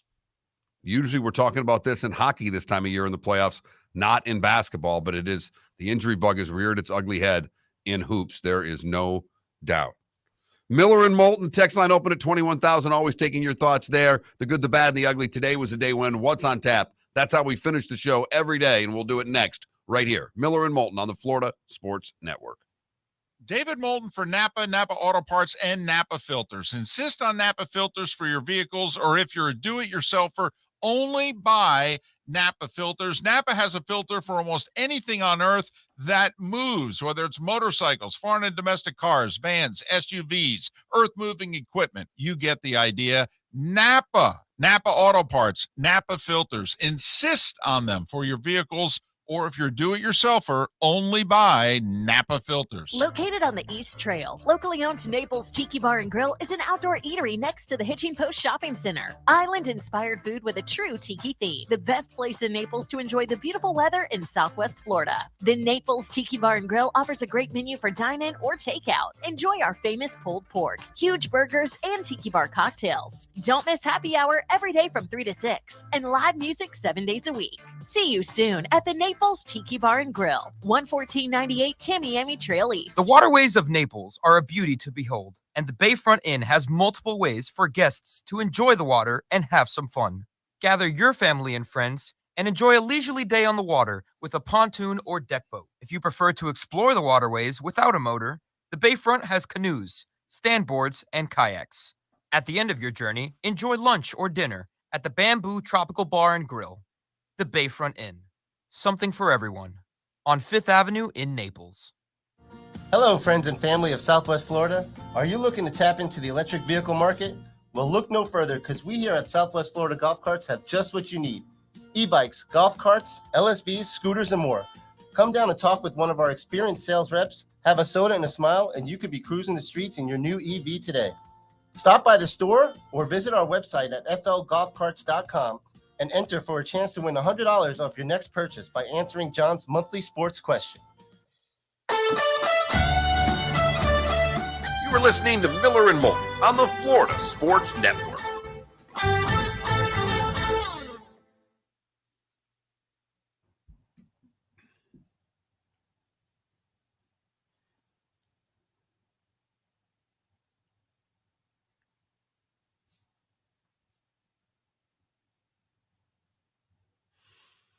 The guy that Clay Travis went after the other day, boy, is everybody in sports media coming out to support him. Not because of what Clay said, but just how awful it was that he was let go. He's pretty well liked, or they picked him to be pretty well liked.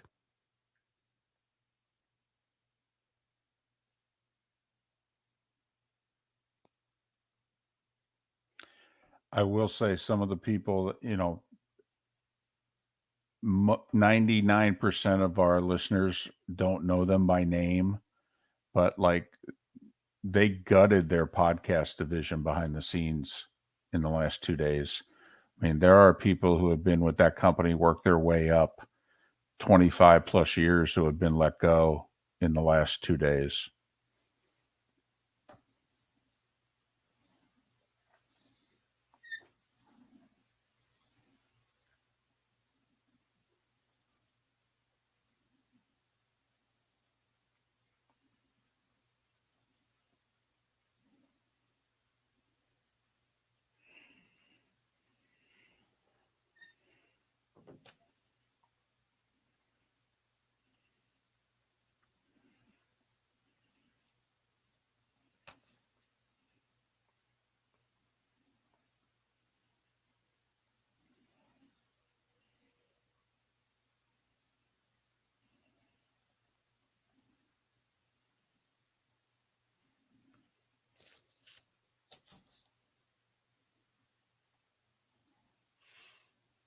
Hops, I don't know. I know they're big eliminations, big cuts. I don't know about rehires. Just talk of massive cuts. Oh no, Disney is cutting 7,000 jobs.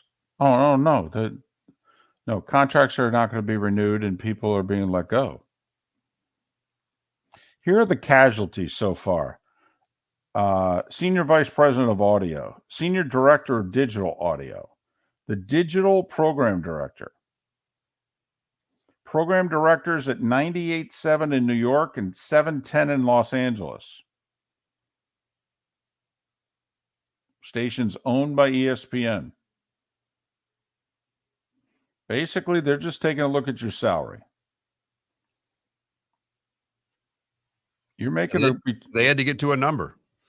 Yep. You're making between, 2-ish and 5-ish, not million, but hundreds of thousands of dollars. You're in trouble. Well, like Fowler didn't get let go, but Fowler was expecting a big raise. It ain't happening, apparently. No, he got he signed a 10-year, $3 million a year. Right. He signed a 10-year deal, which is probably a mistake. And it was coming up, and he was hoping to triple that. And the word is he went from 3 to like $3.5 million. And that's it. Now, I know we all would do college football and tennis for $3.5 million, but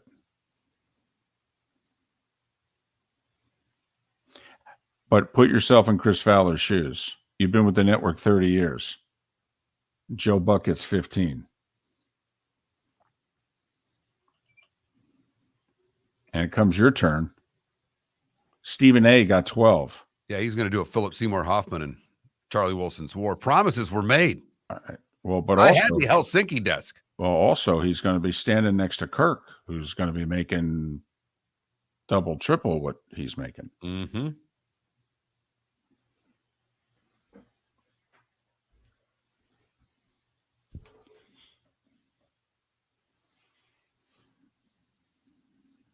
There are people who wonder if in the next 5 years ESPN radio will exist.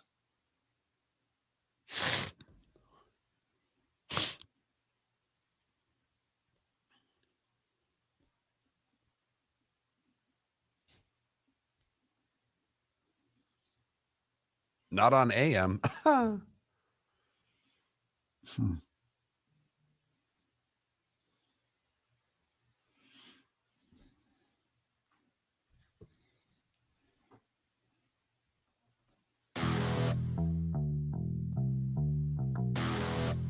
You're listening to Miller and Moulton, only on the Florida Sports Network. And now, here's Mark Miller and David Moulton. 22 minutes till the top of the hour, 16 until we're out of here. Miller and Moulton, the Florida Sports Network, floridasportsnetwork.com, about 34 hours away from the draft.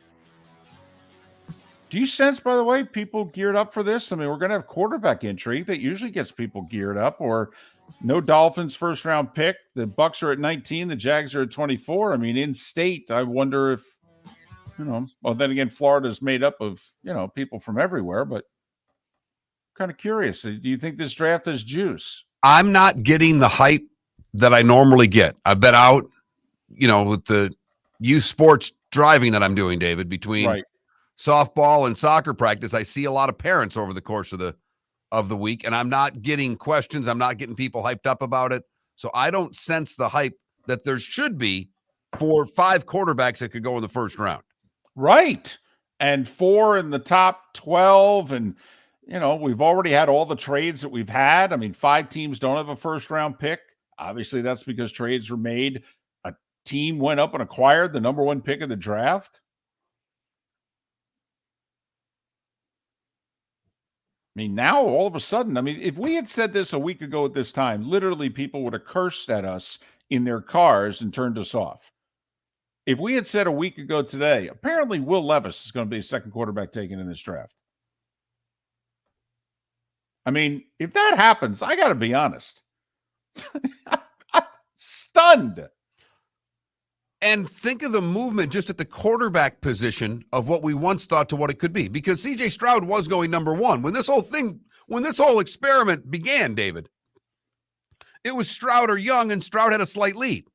Correct. Now Young's the clear-cut first overall pick. Will Levis may be the second quarterback pick, and Anthony Richardson may be the third quarterback pick. Correct.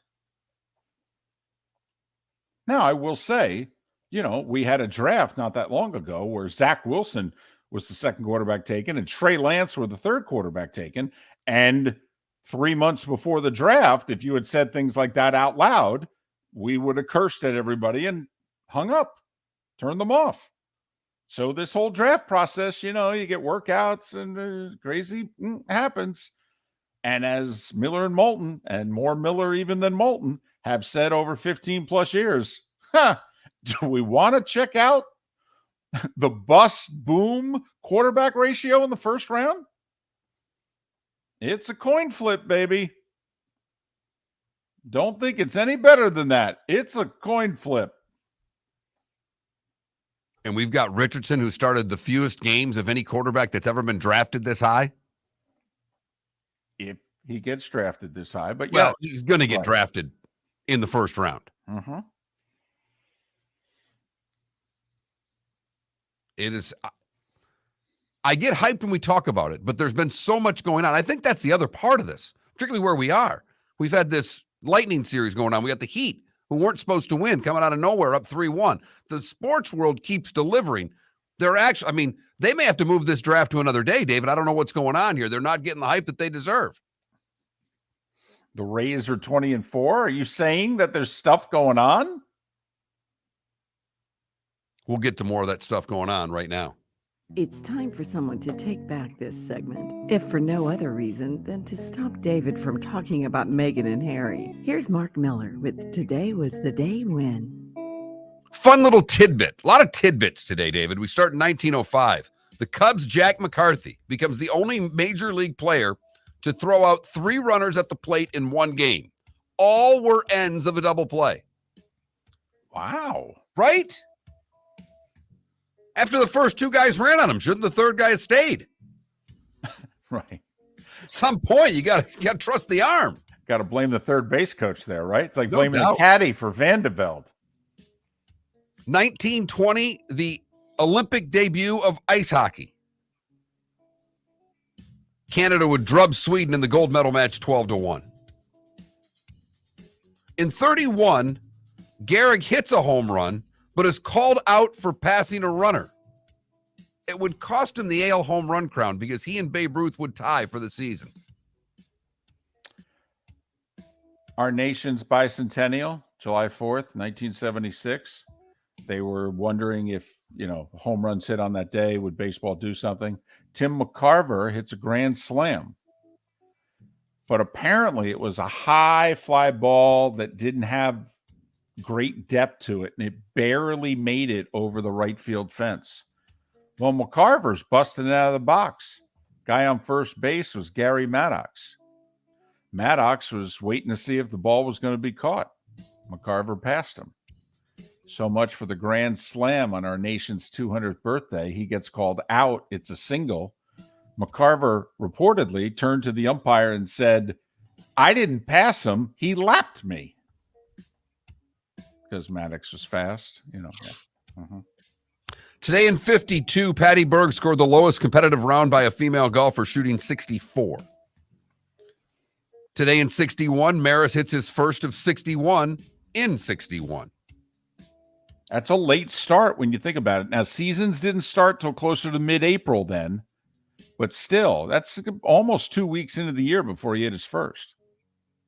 66, Red Auerbach retires as the Celtics coach. Some guy named Russell took over for him as player coach. This one's mainly for David. Today in 75, Mike Schmidt's 2 home runs ties the National League record of 11 home runs in the month of April. I love that man.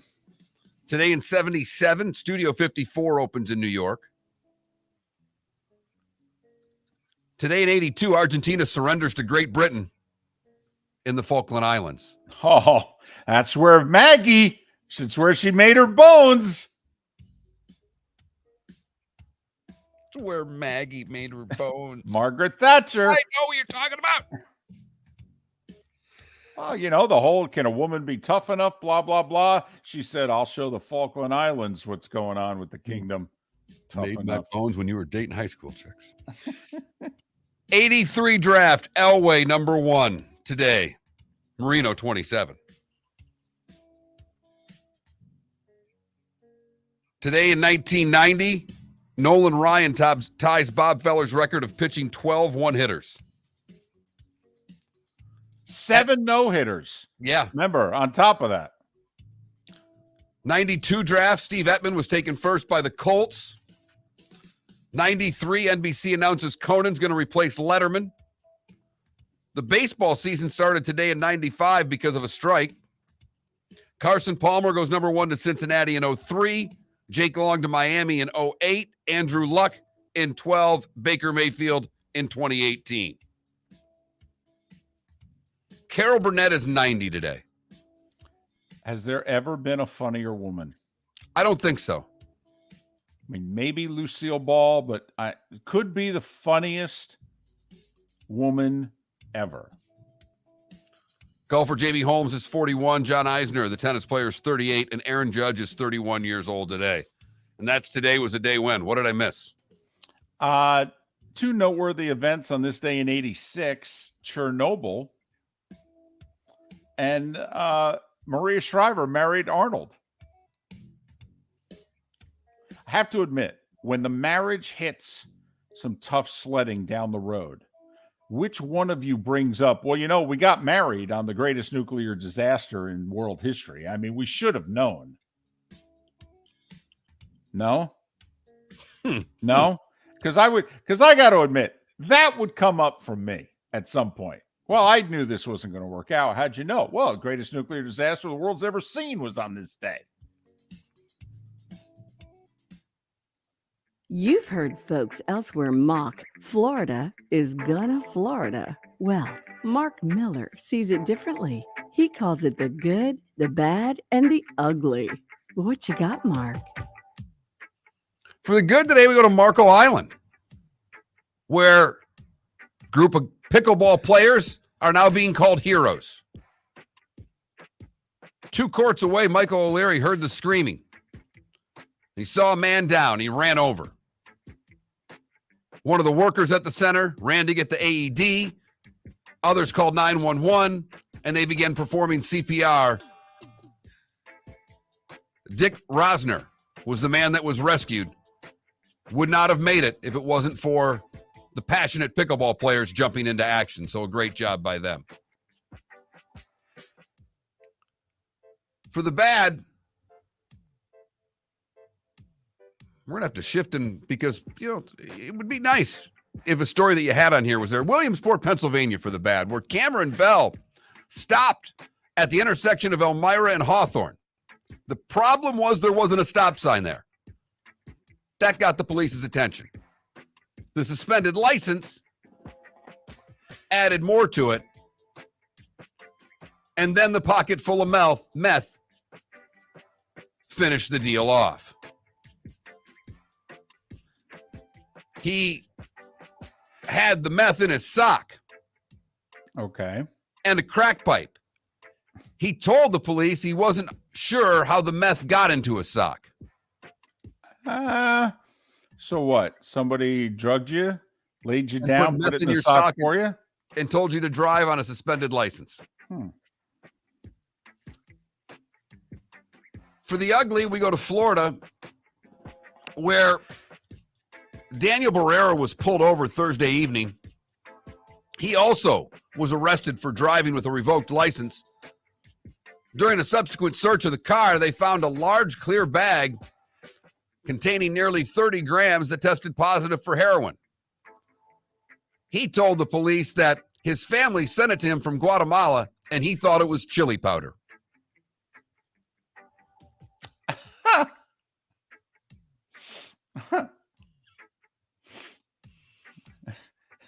Oh, well, you're free to go then. Yeah, oh, well, in that case.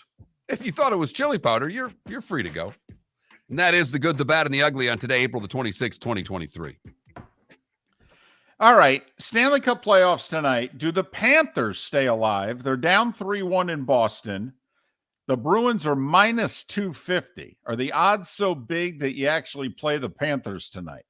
Remember, Celtics just 13-point favorites in the same building last night against the Hawks. Lost. No? All right, quick question. I'm being serious. You're Paul Maurice. Who are you going with in between the pipes? You played Lyon the first 3 games. You went with Bob in game 4. What are you doing tonight? Flipping a coin, because they've both given up bad goals. I've got no confidence in either of them right now. They've made big saves, but giving up bad goals. I'd probably go with Bob. If you had to, push comes to shove, I'll go with the vet. Go with the guy I'm paying all the money to play Game 5. I think I'd go with Lyon. He's the only guy to win a game in this series. That's at 7 o'clock on ESPN. The nightcap is Seattle and Colorado at about 9:45 on ESPN. That series, oh, by the way, tied at 2. 4 NBA playoff games tonight. 4. Knicks Cavs started at 7 o'clock on NBA TV. The Heat and the Bucks are at 9:30, which will be closer to 9:45. Also on NBA TV. So hopefully tonight on the Bally's channel near you, you can get the Heat broadcast. Hope it's not blacked out. But Knicks Heat are both relegated to NBA TV. If they both win, they'll play each other in the next round. The TNT doubleheader, Lakers and Grizzlies, 7:30, and then Warriors Kings at 10. That Memphis starts a 6:30 local tip. I like every single home team tonight, including the Sacramento Kings. Look at you. Look at you. I'm going with the Warriors. Pick the Warriors in 6. But otherwise, yeah, I like the 3 home teams tonight. Baseball, both the Rays and Marlins, even though there's 7 afternoon games today. The Rays are playing 6:40 tonight against Houston at home. Marlins trying to avoid getting swept in Atlanta at 7:20. So there you go. Are we the Rays to get a win today and win the series? I know it's just a little thing, but just keep on keeping on if you're the Rays. Because as we've talked about it, you keep on keeping on through the rest of May, you've clinched the division.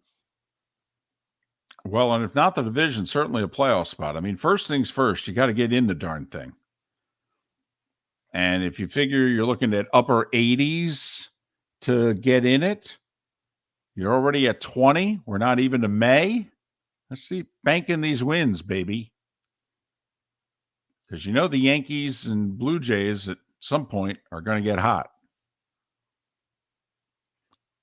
By the way, Pirates and Orioles both off to very good starts, and they've both been overshadowed by the Rays. Pirates and Orioles. Yeah, Pirates blew a big one yesterday. 7-2 lead, lost that to the Dodgers. And our guy, Maggie or Miggy or whatever, the kid that got called up at 13 years in the minors, still didn't get in the game. Unbelievable. Come on. Can't pinch run for somebody? Have a heart. Get him in the box score, for crying out loud. Yeah. So, Miller and Moulton. Thanks so much for listening. Obviously, a lot of draft talk tomorrow. Have a great day. Miller and Moulton, Florida Sports Network.